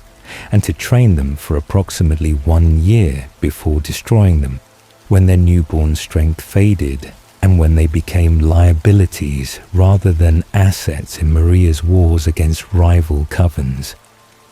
He created hundreds of newborns across those decades, his empathic ability forcing him to feel their fear and to feel their confusion and to feel their betrayal when he destroyed them after they had served their purpose and after their continued existence became inconvenient or became dangerous to Maria's security. The depression that characterized Jasper's existence under Maria's control came from constantly feeling death and constantly feeling pain and constantly feeling fear through his empathic sense that gave him no escape from the emotions of those he killed and no escape from his own guilt about the violence he was perpetrating in service of Maria's ambitions. The emotional toll exceeded what most vampires would experience because most vampires could kill without feeling their victim's terror or without experiencing their victim's final moments through empathic connection, that made every death intimate and made every kill traumatic in ways that accumulated across decades and across hundreds of victims whose emotions haunted him even after their bodies were burned and their existence was erased. The departure from Maria happened in 1938 when Jasper could no longer endure the violence and could no longer endure the constant emotional assault that his gift created through forcing him to experience everyone's suffering without respite and without the emotional numbing that other vampires developed through repeated killing. Peter and Charlotte helped him leave, their own escape from Maria's control, providing model and providing companionship during the early years of his freedom when he was learning to exist without Maria's direction and without the structure that military life had provided, even when that structure had been dedicated to violence and to destruction. The meeting with Alice happened in 1948 in Philadelphia Diner, where she was waiting for him exactly as her visions had shown her. Her presence there, no coincidence, but rather deliberate positioning based on precognitive knowledge that told her when he would arrive, and told her what he would need, and told her that he was her mate, and that she was his salvation from the darkness that had consumed him for 85 years. She greeted him as if they were old friends reuniting rather than as strangers meeting for first time. Her knowledge of him from her visions making her familiar with his history and with his pain and with his desperate need for hope that he had not felt since before Maria had transformed him. Her visions showing him vegetarian life with the Cullens provided alternative that Jasper had not known existed, the possibility of surviving on animal blood rather than on human blood, representing escape from the killing that had defined his existence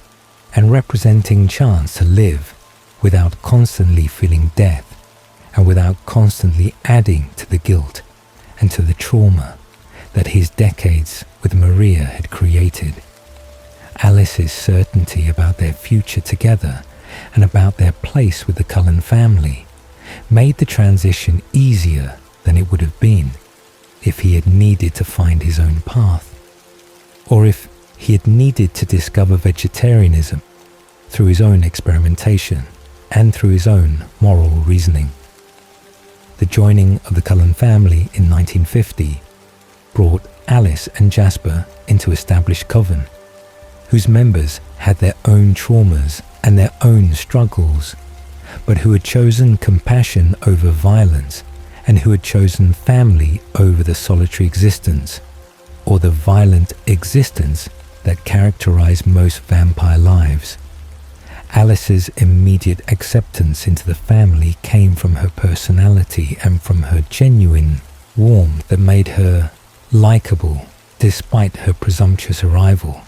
and despite her assumption that she belonged with them based on visions that they had to trust were accurate and were truthful. Jasper's integration was more difficult because his history of violence made the others wary, and because his struggle with thirst around humans was more severe than their struggles due to his decades of drinking human blood exclusively, and due to his empathic ability that made him feel humans' fear when he was near them, and made control more difficult when he could feel their emotions as intensely as he could feel his own emotions. The empathic awareness of the family's emotional undercurrents made him valuable member despite his difficulties. His ability to sense tension and to sense distress, allowing him to help mediate conflicts and allowing him to provide support when family members were struggling in ways they might not articulate or might not reveal through their behavior. Alice's friendship with everyone in the family developed quickly. Her optimism and her genuine affection, making her easy to love even when her certainty about the future could be irritating or could feel controlling when she made decisions based on visions that others could not see and could not verify. Her relationship with Rosalie developed slowly from initial resistance into genuine sisterhood, their bond growing stronger across decades as they learned to appreciate each other's strengths and to forgive each other's weaknesses and to support each other through the ongoing challenges that immortal existence created. The devoted partnership between Alice and Jasper provided model for what vampire relationships could be, when both parties were committed and were compatible despite their different gifts and their different histories, their love transcending the darkness in Jasper's past and transcending the emptiness in Alice's memory, to create present and create future that were defined by choice rather than being defined by trauma or being defined by loss. The completion of the Cullen family at 7 members created stability that would persist across the decades leading up to their arrival in Forks and leading up to the events that would test their bonds and would challenge their commitment to each other and to the vegetarian lifestyle that distinguished them from most vampires and that made them unique in vampire world, where compassion was rare and where family was rarer still. The decades between 1950 and 2003 were characterized by repetitive patterns that defined vampire existence when immortality required constant relocation and required constant performance of humanity that became more difficult as technology advanced and as record-keeping improved, and as the ability to verify identities and to track individuals across time and across locations made maintaining cover stories more complex than it had been during earlier centuries when documentation was minimal and when disappearances were common and when questions about origins could be deflected through vague answers that satisfied human curiosity without providing verifiable details. The Cullen family moved every few years before unchanging appearance would attract attention that could not be explained through genetics or through exceptional health. Their departures timed to occur before neighbors would notice that the teenage children were not aging, and before Carlisle's colleagues would notice that the doctor who had worked with them for 5 years looked exactly as he had looked on his first day and showed no signs of the aging that human bodies displayed through wrinkles and through grey hair and through the gradual deterioration that characterized mortal existence. The high school attendance was a necessary component of maintaining their cover as family with teenage children. The performance requiring them to sit through classes teaching material they had mastered decades or centuries earlier and requiring them to interact with actual human teenagers whose concerns about social status and about romantic relationships and about future college plans seemed trivial and seemed tedious to vampires who had experienced real suffering and who had lived through historical events that made high school drama seem inconsequential by comparison. Rosalie found the repetition particularly unbearable because being frozen at 18 years old meant she was condemned to repeat senior year of high school eternally, while human girls her apparent age would graduate and would marry and would have children and would live the lives that Rosalie wanted desperately but could never have. Edward's ongoing depression made high school attendance torture because his mind-reading ability forced him to hear every teenager's thoughts about sex and about violence and about cruelty and about all the darkness that human adolescence contained alongside the innocence and the joy that also characterized that developmental stage. The constant noise of human thoughts was exhausting and was isolating because genuine connection required vulnerability that Edward could never offer when he always knew what others were thinking, and when he could never be surprised by their reactions or their true feelings that their words might disguise, but their thoughts would always reveal. Jasper's struggle with thirst around humans made school attendance dangerous and made every day an exercise in control that required constant vigilance and required constant effort to resist the burning in his throat that human blood triggered and that animal blood satisfied inadequately. His empathic ability made the struggle worse because he could feel human emotions and could feel their life and could feel their warmth in ways that made them seem more alive and more appealing as prey than they would seem to vampire without empathic sense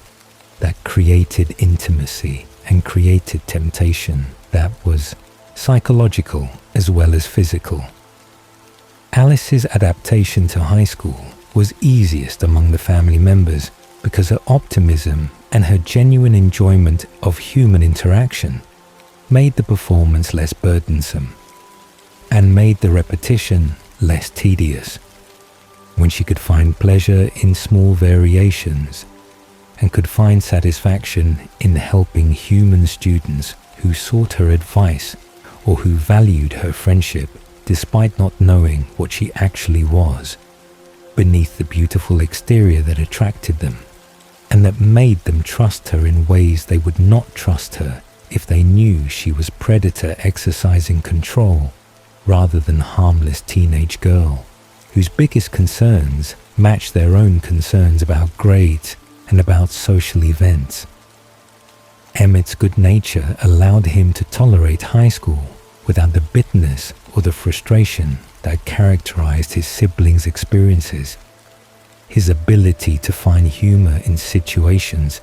and his ability to maintain perspective about the temporary nature of each school, enrollment making the repetition bearable when he could focus on the absurdity rather than focusing on the tragedy of being forced to pretend to be human teenager when he was actually century-old vampire, whose strength could destroy the building and whose speed could make him invisible to human observers who would see only blur if he chose to move at full vampire velocity. Carlisle's medical career provided cover and provided purpose that made immortal existence meaningful beyond simple survival and beyond the hunting and the hiding that characterized most vampire lives. His work in hospitals and in clinics allowed him to help humans and allowed him to practice the compassion that had defined his character since his transformation in 1663, when he had chosen to resist his vampire nature rather than to surrender to it and to become predator that his biology seemed to demand. The constant exposure to blood should have made control impossible, but instead made control stronger through repeated practice and through the satisfaction he found in saving lives rather than taking them. The wealth that accumulated across centuries of careful investment provided security and provided freedom to live comfortably and to relocate without financial constraints that would have made their nomadic lifestyle difficult, or would have made their cover stories less believable when apparent prosperity needed to be explained through Carlisle's income, or through inherited wealth that required documentation and required explanations about family history that would be verified through records that did not exist, or that would contradict their cover stories if investigators looked carefully enough. Esme's passion for architecture and for home design provided her with creative outlet and provided the family with beautiful residences that she would design and would renovate before they would move again, and would abandon the home she had created with care and with love that made each house feel like home rather than feeling like temporary shelter. Her maternal nature found expression through caring for her adopted children, whose emotional needs and whose conflicts required her attention and required her mediation when tensions arose between family members whose distinct personalities sometimes clashed despite their genuine affection for each other and their commitment to maintaining family unity. The Denali coven in Alaska represented the only other vampires who practiced vegetarian lifestyle and who shared the Cullens' commitment to surviving on animal blood rather than on human blood. Their friendship providing the Cullens with peers who understood their choice and who could relate to their struggles in ways that traditional vampires could not relate, because traditional vampires viewed vegetarianism as weakness, or viewed it as unnecessary denial of pleasure and of power that vampire nature provided through human predation. The Denali sisters and their adoptive mother Tanya had chosen vegetarianism independently of Carlisle's influence, their own moral reasoning leading them to the same conclusion that Carlisle had reached centuries earlier when he had discovered that vampire nature did not require murder and that alternatives existed for those willing to accept the additional difficulty and the additional discomfort that animal blood created compared to human blood. The encounters with traditional vampires who did not understand vegetarian choice happened occasionally when territories overlapped or when chance meetings occurred during travels, their reactions ranging from curiosity to contempt to genuine hostility when the Cullens' lifestyle seemed like judgment or seemed like implied criticism of traditional vampire behavior that most vampires considered natural and considered appropriate for predators whose biology was designed for hunting humans. The conflicts were usually avoided through careful diplomacy and through the Cullens' general policy of non-interference in other vampires' territories and in other vampires' business, their desire to avoid attention and to avoid conflict making them willing to retreat rather than to fight when confrontations seemed likely. The effort required to maintain control constantly was exhausting in ways that humans could not understand, because human impulses could be resisted through willpower and through social conditioning. But vampire thirst was biological imperative that burned constantly and that demanded satisfaction regardless of moral commitments or regardless of philosophical objections to killing. The hunting trips to wilderness areas where large predators lived provided necessary feeding and provided relief from the constant exposure to human blood that city living created. The animal blood satisfying the immediate thirst, even though it left them feeling less strong and less satisfied than human blood would have made them feel. Individual struggles that each family member faced created ongoing challenges that required support from other family members and required patience from Carlisle and from Esme, whose roles as parents included mediating conflicts and included providing guidance when depression or when frustration or when bitterness threatened to overwhelm individual members and threatened to destabilize family unity. That was their primary source of meaning and their primary source of joy in immortal existence that would otherwise feel empty and would otherwise feel unbearable without the connections and without the love that family provided. The decades moved through predictable cycles of relocation and of high school attendance and of hunting and of maintaining cover. Each cycle similar to previous cycles, but never quite identical because locations changed and because human culture changed, and because technology advanced in ways that made their performance of humanity more difficult, but also made their wealth accumulation easier through investments that could be managed remotely and through financial instruments that allowed them to benefit from economic growth without requiring active participation or requiring explanations about how they had achieved their prosperity. The small joys found in immortal existence, despite the challenges and despite the losses, included music, and included art, and included literature, and included all the cultural productions that human creativity generated, and that vampires could appreciate with enhanced senses, and with unlimited time to study and to master. Edward's piano playing provided him with outlet for emotions that his depression made difficult to express verbally. His compositions reflecting the darkness and the loneliness that characterized his internal experience, even when his external life appeared comfortable and appeared privileged. The Volturi in Italy represented distant threat that the Cullens avoided through careful adherence to vampire law and through careful maintenance of secrecy that was primary rule governing vampire existence, and that was enforced through the Volturi's willingness to destroy any vampire who threatened exposure through careless behavior or through deliberate revelation.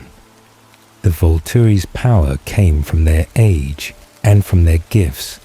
and from their willingness to use violence to maintain order. Their authority unquestioned among vampires who feared their judgment and who feared their executioners, whose efficiency and whose ruthlessness made challenging Volturi authority seem suicidal and seem foolish. When survival required submission and required obedience to laws that existed to protect vampire civilization from human discovery and from human response that would threaten all vampires if humans learned that predators lived among them. The anticipation of change that Alice occasionally glimpsed through her visions suggested that their comfortable patterns would eventually be disrupted and that significant events were approaching that would challenge the family and would test their bonds in ways that decades of peaceful coexistence had not tested them. Her visions showing futures that were unclear, but that suggested upheaval and that suggested danger approaching, even though the specific nature of that danger remained hidden until circumstances would align and would create the conditions that would bring those visions into reality and would bring the change that would transform their existence and would bring them to Forks, Washington, where everything would change and where the patterns of decades would be shattered by the arrival of one human girl whose blood would call to Edward and whose presence would threaten everything the family had built across centuries of careful hiding and careful performance of humanity that had kept them safe and had kept them together through decades of repetition and through decades of choosing each other over the loneliness that immortality without family would create. The move to Forks, Washington in 2003 represented another relocation in the endless series of relocations that characterize Cullen family existence. The small logging town on the Olympic Peninsula, selected for its persistent cloud cover that would allow the family more freedom of movement during daytime hours without risking exposure through sparkling skin that sunlight would reveal to any human observer who happened to see them in direct light. The town was isolated and was economically depressed.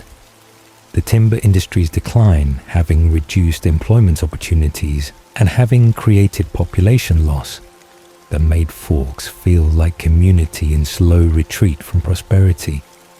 The high school small enough that the Cullen family's arrival created significant disruption to established social hierarchies when their collective beauty and their obvious wealth made them immediate objects of fascination. The first 2 years in Fawkes passed without significant incident, beyond the normal challenges of maintaining cover and maintaining pretense, the family settling into patterns that had served them well in previous locations, and that would serve them adequately until the inevitable departure that would occur when aging would need to be explained, or when some accident would threaten to reveal their true nature. Carlisle established himself at the hospital where his medical expertise and his willingness to work night shifts made him valuable despite the questions that some staff members had about his youthful appearance and about his unusual family, whose beauty seemed almost supernatural even when observers could not articulate exactly what made them seem different from normal humans. January of 2005 brought Isabella Swan to Fawkes High School,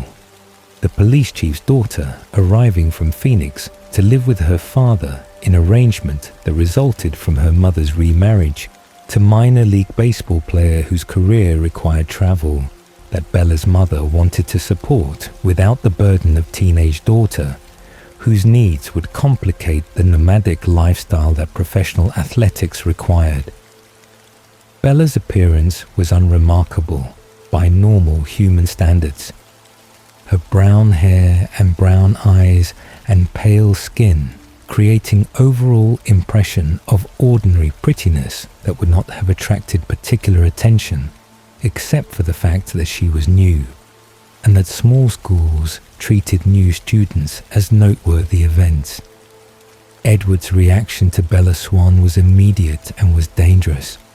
His struggle to control his thirst in her presence during that first biology class, creating crisis that required family meeting, and that required serious discussion about whether Edward's presence in the school had become untenable liability that threatened the entire family's security. Her blood sang to him in ways that no other human's blood had ever sung, the scent triggering thirst that was overwhelming and was nearly impossible to resist despite his decades of practice and despite his absolute commitment to vegetarian lifestyle that had never been tested so severely and had never required him to exercise control that seemed beyond what even his considerable discipline could maintain. The family's decision to allow Edward to remain in Fawkes and to attempt to manage the situation rather than relocating immediately represented Carlisle's faith in Edward's control and represented the family's general indulgence of Edward's wishes. The pattern of accommodating his desires frustrating Rosalie, who believed that her concerns about safety were being dismissed because Edward's happiness was being prioritized over legitimate worries about exposure that would destroy them all if Edward's control failed, and if he killed the Swan girl, or if he revealed what they were through behavior that was too strange or was too obviously inhuman to explain away as eccentricity or as social awkwardness. The development of Edward and Bella's relationship throughout the spring of 2005 disturbed Rosalie on multiple levels that went beyond simple concern about family security, and that touched on deeper issues about choice and about mortality,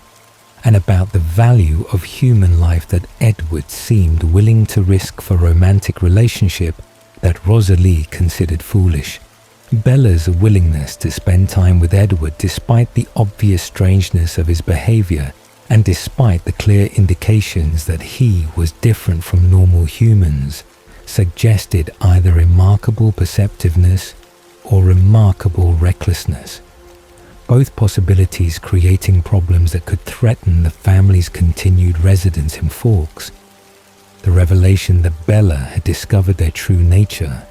and had accepted Edward despite knowing he was vampire created new crisis that required family vote about whether to transform her or to kill her, or to allow Edward to continue the relationship with human who knew their secret and who could expose them through careless comment or through deliberate revelation if the relationship ended badly. Rosalie's vote against transforming Bella was immediate and was absolute. Her opposition based on multiple layers of reasoning that range from practical concerns about adding newborn vampire to the family to philosophical objections about condemning someone to immortal existence they had not chosen. The encounter with James and Victoria and Laurent during the baseball game in March of 2005 introduced external threat that made the family's internal debates about Bella seem less important when nomadic vampires who drank human blood had discovered their presence and had discovered Bella, whose human scent had attracted James's attention and had triggered his hunting instinct that made him fixate on her as prey that he would track and would kill regardless of obstacles or regardless of the Cullens' protection. James was tracker whose gift was finding prey and whose obsession with challenging hunts made him pursue Bella with intensity that exceeded normal vampire interest in human blood. His determination to kill her specifically, rather than simply feeding on any available human, making him dangerous in ways that required the entire family's involvement in protecting her. The hunt for Bella that took James to Phoenix, where she had fled supposedly for safety, required the family to split their resources and required them to coordinate across distance in ways that were complicated and were dangerous when James's gift made him nearly impossible to evade, and when his partner Victoria was equally dangerous and was equally committed to helping him achieve his goal. The confrontation in the ballet studio where James had lured Bella through deception resulted in his death when the family arrived in time to save her from being killed and from being transformed. Edward's destruction of James, representing first time he had killed another vampire and representing violence that was justified by protection of mate. But that was still troubling because killing was killing regardless of whether victim deserved death. The months following James's death were characterized by tentative peace and by Edward's continued resistance to transforming Bella, despite her repeated requests and despite her argument that transformation was inevitable if their relationship would continue and if she would remain part of his life when aging would eventually separate them and when mortality would eventually kill her while he remained unchanged. His resistance came from his belief that vampire existence was curse rather than gift, and from his desire to preserve her humanity and to preserve her soul that he believed transformation would destroy, even though Carlisle's example and the family's collective existence suggested that vampires were capable of goodness and were capable of choice, despite their nature and despite their biology.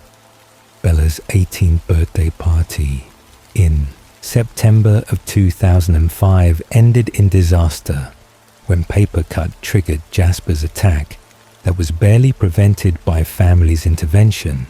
and that demonstrated how dangerous their presence was for Bella, whose humanity made her vulnerable and made her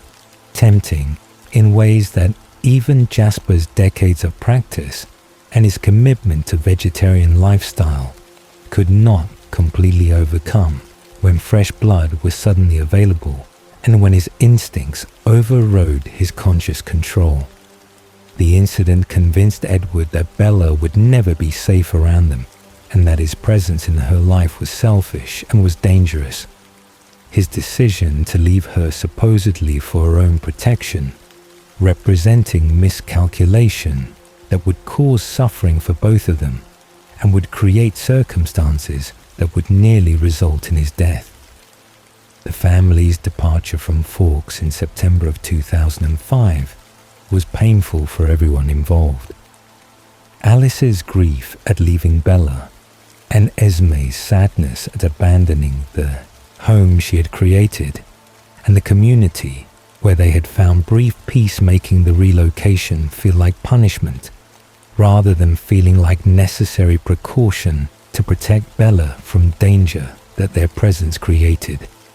Edward's depression during the months away from Forks was profound and was concerning. His inability to hear Bella's thoughts making him uncertain about whether leaving had been the right decision, and making him torment himself about whether he had hurt her more than he had protected her through his absence. Alice's vision of Bella jumping off cliff in January of 2006 appeared to show suicide attempt that made Alice break Edward's imposed ban on contact, and that made her return to Forks to investigate and to provide support if Bella needed help recovering from whatever despair had driven her to attempt to kill herself. The reality was that Bella had been cliff diving for recreation rather than attempting suicide, but the vision's lack of context and the vision's focus on the jump itself rather than on Bella's survival made Alice interpret the scene as death attempt that required intervention. Edward's reaction to Alice's vision was to assume Bella was dead and to decide that existence without her was unbearable and was not worth continuing. His decision to go to the Volturi in Italy to provoke them into killing him, representing suicidal impulse that he had not experienced even during his darkest periods of depression, when he had at least had hope that future might bring meaning, or might bring the mate that Carlisle had promised he would eventually find. His plan was to reveal himself to humans in ways that would force the Volturi to execute him for breaking the fundamental law that protected vampire secrecy, his willingness to die demonstrating the depth of his love for Bella, and demonstrating his genuine belief that life without her was not life but was merely existence that he had no interest in continuing. Alice and Bella's rescue mission to Italy happened in March of 2006, when Alice's visions showed Edward's plan and showed the narrow window of opportunity to stop him before he could reveal himself at the Volturi's festival celebration, where hundreds of humans would be present and where exposure would be undeniable and would require the Volturi's response. The journey to Volterra was desperate and was barely successful. Bella's arrival stopping Edward moments before he would have stepped into sunlight and would have shown his sparkling skin to the crowd that would have witnessed proof of supernatural beings living among them. The meeting with the Volturi in their underground chambers introduced the family to Aro and Caius and Marcus, whose combined age exceeded 10,000 years and whose power was absolute in vampire world, where their authority was enforced through Jane and Alec and the other guard members, whose gifts made them nearly invincible and made challenging Volturi rules seem impossible and seem foolish. Aro's interest in Edward's telepathy and in Alice's precognition was genuine and was concerning. His offers to have them join the Volturi Guard representing both compliment and threat, when refusal might offend ancient vampires, whose displeasure could result in destruction. The compromise that allowed Edward and Bella to leave Volterra alive was Aro's decree that Bella must be transformed eventually, or must be killed, because she knew too much about vampire existence, and because allowing informed human to live represented security risk that the Volturi could not permit when their primary function was protecting vampire secrecy, and when exceptions to rules about informed humans would create precedent that would undermine their authority. The deadline was vague, but was understood to be relatively soon, the expectation being that transformation would occur within months, or at most within a year or two, rather than being delayed indefinitely while Edward continued to resist and continue to argue that Bella's humanity was worth preserving despite the Volturi's judgment. The return to Fawkes brought the family back together and brought Bella permanently into their lives with the understanding that her transformation was no longer a question of whether, but was a question of when. The timeline to be negotiated between Edward's resistance and Bella's desire, and the Volturi's mandate that could not be ignored or could not be defied without risking destruction. The compromise reached was marriage followed by transformation. Edward's traditional values and his desire to do things properly requiring wedding before he would agree to transform her and before he would accept that her humanity would end and that she would join him in immortal existence. The wedding in August of 2006 was Alice's triumph and was a beautiful ceremony that celebrated Edward and Bella's commitment, while also representing Bella's farewell to humanity and her acceptance of the choice she was making to become vampire and to join the Cullen family permanently. The honeymoon to private island that Carlisle owned was intended to be romantic escape before transformation would occur, but the unexpected pregnancy that resulted from their physical intimacy created crisis that nobody had anticipated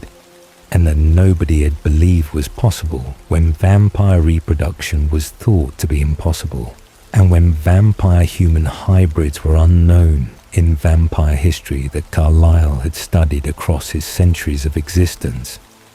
The return from the honeymoon in late August of 2006 brought crisis that nobody had anticipated and that nobody had believed was possible.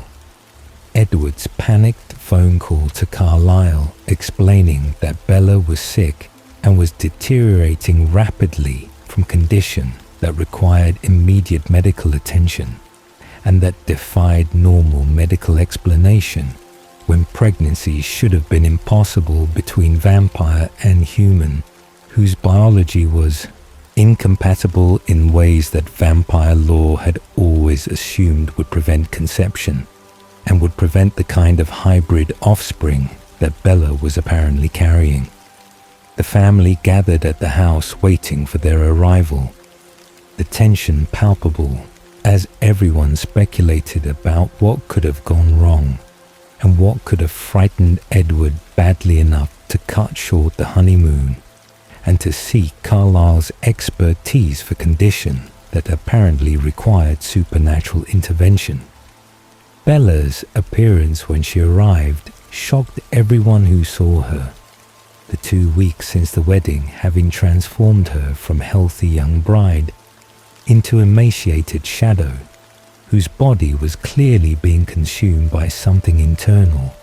and whose pallor suggested serious blood loss or serious organ failure that made survival seem unlikely without immediate intervention. Carlisle's examination confirmed the impossible pregnancy, the fetus growing at an accelerated rate that exceeded human developmental timelines, and that created hybrid creature that was part vampire and part human, and entirely unprecedented in vampire history that Carlisle knew from his centuries of study and from his extensive knowledge of vampire lore and vampire biology. The family's immediate division over what to do about the pregnancy revealed fundamental disagreements about life and about choice, and about whether the fetus constituted baby that deserved protection or constituted parasitic threat that was killing Bella, and that needed to be removed before it could complete the destruction of her human body that was too fragile to contain the hybrid, whose needs were destroying its mother from inside. Edward's position was unambiguous and was absolute. His demand that the fetus be aborted immediately coming from his terror that Bella would die, and from his conviction that nothing was worth losing her when he had finally found her and had finally convinced her to marry him. Rosalie's instant and fierce protection of the unborn baby surprised everyone, including herself. The intensity of her response coming from depths she had not fully recognized, and coming from needs she had suppressed for decades of childless, immortal existence. When motherhood had seemed forever impossible, and forever denied to her through transformation that had stolen her fertility and had condemned her to eternal childlessness. Her motivations were complex, combining genuine concern for innocent life that deserved chance to exist with desperate desire to finally experience motherhood, even if that motherhood would be vicarious and would be complicated by the baby not being biologically hers. The protection she offered Bella was unprecedented in their relationship, the alliance between two women who had been adversaries becoming partnership based on shared commitment to preserving the pregnancy despite the danger and despite the opposition from family members who wanted abortion and who believed that Bella's life was more important than fetal life that might not survive birth,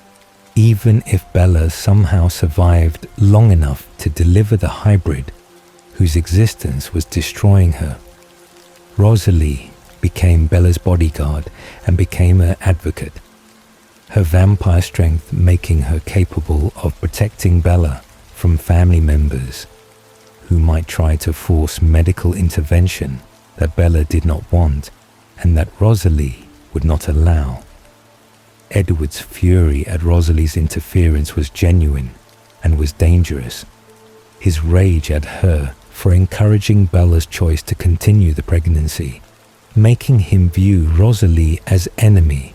and as threat to Bella's survival, when Rosalie's protection was the only thing preventing Edward from forcing abortion that Bella had explicitly refused. Their confrontations were heated and were barely controlled. Edward's accusations that Rosalie was using Bella to get the baby she wanted, meeting Rosalie's counter-accusations that Edward was trying to murder his own child because he was too selfish to accept the consequences of his choices. Bella's deteriorating condition throughout September became impossible to ignore. The fetus breaking her ribs through its movements and breaking her pelvis through its growth and draining her blood faster than transfusions could replace it when the hybrid's needs exceeded what human body could provide without being consumed in the process. The discovery that drinking blood provided nutrition that the hybrid could process made survival marginally more possible when Bella's body was otherwise failing to sustain both herself and the rapidly growing fetus, whose vampire heritage provided strength and provided durability that made it dangerous to his human mother. Jacob Black's involvement and his pack's presence around the Cullen house during the final weeks of pregnancy created additional tension. The traditional enemies forced into proximity through Jacob's determination to protect Bella, and through the pack's concern about the hybrid creature being born so close to their territory. Jacob's offer to father Bella's children if she would abort the hybrid represented desperate attempt to give her the future she wanted without requiring her to die for it. His proposal that she could have human babies with him making logical sense, but making no emotional sense to Bella, who had never considered Jacob as potential father despite their friendship. September 10th of 2006, brought the birth suddenly and brought it violently, when the baby's movements became too forceful, and when Bella's body finally reached the limit of what it could endure, the breaking of her spine and the rupturing of her uterus creating emergency that required immediate delivery through whatever means necessary when the situation deteriorated from dangerous to critical within seconds. Rosalie's presence in the delivery room was planned and was necessary until the smell of Bella's blood overwhelmed her control and required her forcible removal before she could attack Bella and could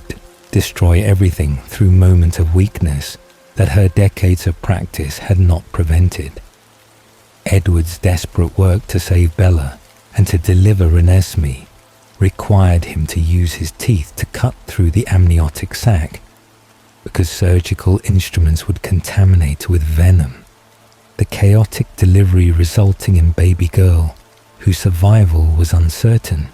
and whose mother was dying from blood loss and from organ failure, that made transformation the only option if Bella would survive at all. Jacob's CPR kept Bella alive during the crucial moments when her heart was stopping, his assistance transcending species hatred and demonstrating his genuine love for Bella, whose survival mattered to him regardless of whether she became vampire or remained human. The baby was beautiful in ways that exceeded normal newborn appearance, her features already defined and already showing the vampire heritage through her unusual perfection and through her strength that was evident in how she gripped and how she gazed with awareness that seemed too advanced for newborn. Her bronze curls were Edward's contribution, and her brown eyes were Bella's contribution. The combination creating appearance that was uniquely hers, while clearly reflecting both parents and clearly demonstrating her hybrid nature through features that were both vampire and human simultaneously. Rosalie's request to hold the baby came from need that was primal and was undeniable, her arms aching to hold the infant she had protected during the weeks when everyone else had wanted abortion. The weight of the baby and the warmth of her small body created sensation that Rosalie had imagined for decades, but had never experienced. The love she felt for Renesmee, instantaneous and absolute when their eyes met,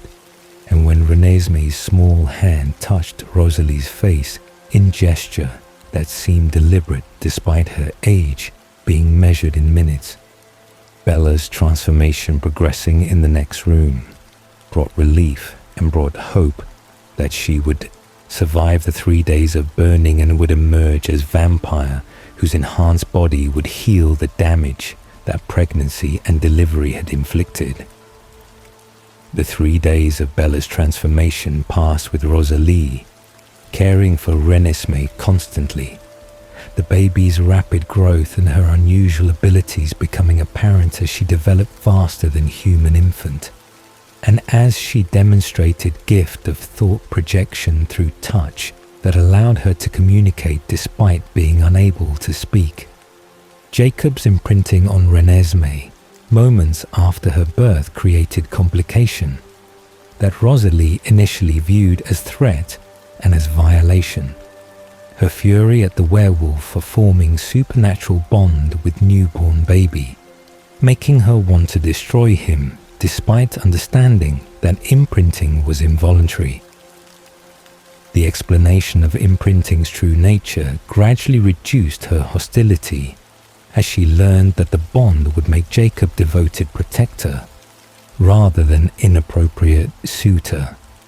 his role shifting to match whatever Renesmee needed at each developmental stage.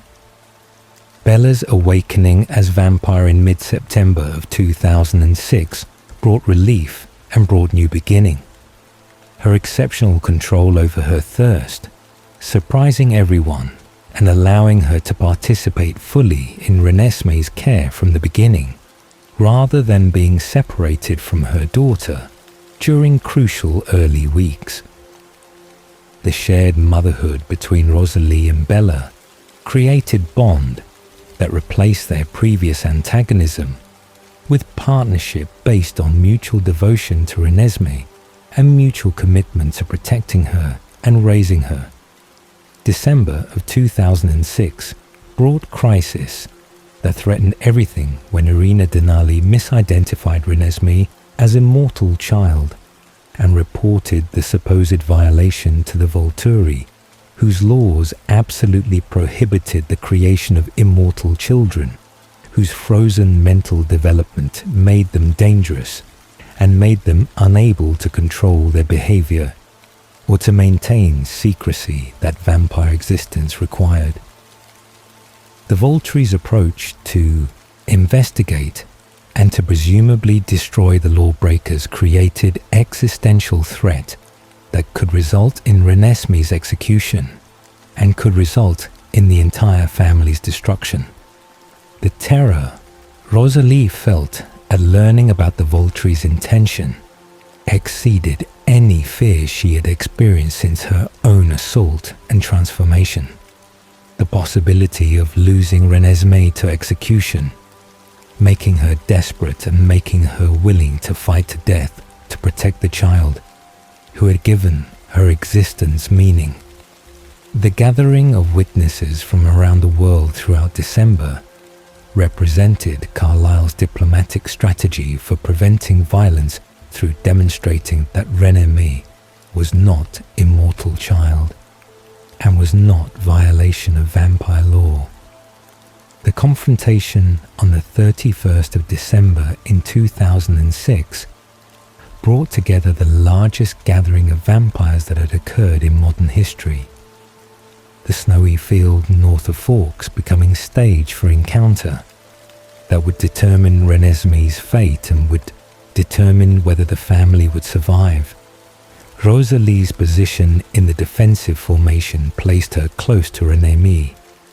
the proximity allowing her to intervene quickly if violence began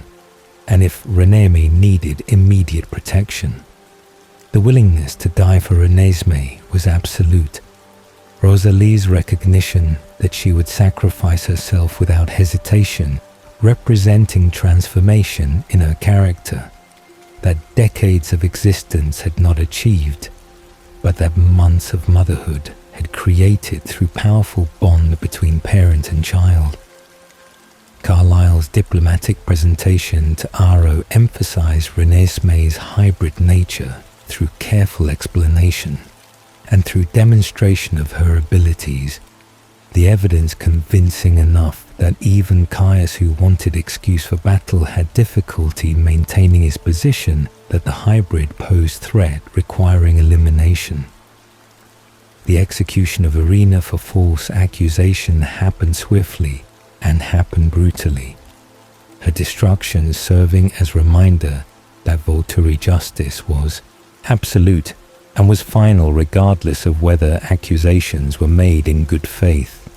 Rosalie felt no sympathy for Irina, whose report had threatened Renesmee, the lack of compassion revealing how thoroughly motherhood had changed her priorities and had changed her perspective about what mattered. Alice's timely return with Jasper and with Nahuel, the adult male hybrid from South America, provided final evidence that hybrid children matured normally and stabilized at adulthood, rather than remaining dangerous children forever. The testimony from Nahuel about his century and a half of existence, demonstrating that hybrids pose no ongoing threat to vampire secrecy. The evidence combined with Alice's vision, showing Aro the outcome of battle if he chose to fight, convinced the Volturi to retreat and to accept the Cullens' explanation that Renesmee was legal and was acceptable despite being unprecedented. The Volturi's departure brought relief that was overwhelming, Rosalie's tension releasing in rush of gratitude and joy that Renesmee had been spared and that their family had survived intact. The witnesses dispersed gradually over the following days. They returned to respective territories, marking end of crisis and marking beginning of new phase, where Renesmee could grow and could develop without immediate threat hanging over her existence. Rosalie's continued role as Renesmee's caregiver and protector settled into sustainable pattern that would persist across the years. The watching her daughter develop and watching her learn providing satisfaction that exceeded anything Rosalie had experienced during 7 decades of immortal existence. The maternal bond created purpose and created joy that made eternity bearable and made vampire nature acceptable when it had previously felt like curse. The motherhood she had achieved different from the motherhood she had imagined during her human life, but no less real and no less meaningful when the love she felt for Renesmee was as genuine and as powerful as biological maternal love would have been if transformation had not stolen her fertility. The reflection on the family's complete dark history, from Carlisle's lonely beginning through each member's individual tragedy to the gathering of 8 souls who had chosen compassion and had chosen each other, revealed that even the darkest histories could lead to light through connection and through choice and through the determination to rise above the violence and the suffering that vampire nature seemed to demand, but that did not have to define vampire existence. When alternatives were chosen and when family was built from broken pieces and when love transcended the darkness that had brought them together across centuries of wandering and across decades of hiding until they found each other and found home in the bonds they had created through choice rather than through blood. So rest now, Twilight souls, with the complete dark history of the Cullen family spreading across centuries from Carlisle's lonely transformation in 1663, through Edward's dying breath in 1918, and through Esme's suicide, and through Rosalie's assault, and through Emmett's bear attack, and through Alice's asylum, and through Jasper's wars until 7, broken souls became family bound by choice rather than blood and bound by compassion rather than violence. Each member's darkness contributed to the whole, their individual traumas creating empathy and creating understanding that made their bond stronger than biology could create and stronger than circumstance could break when they chose each other again and again across decades of hiding and across decades of performing humanity while being predators who had chosen to rise above their nature. The vegetarian choice represented ongoing redemption rather than representing single decision, each day requiring them to resist what their biology demanded and to choose what their morality required when immortality without compassion would be existence without meaning and without purpose beyond simple survival. Sleep knowing that families can be built from broken pieces, that centuries of loneliness can end, that even monsters can choose compassion, and that darkness shared becomes bearable when you're not alone in the night. Good night.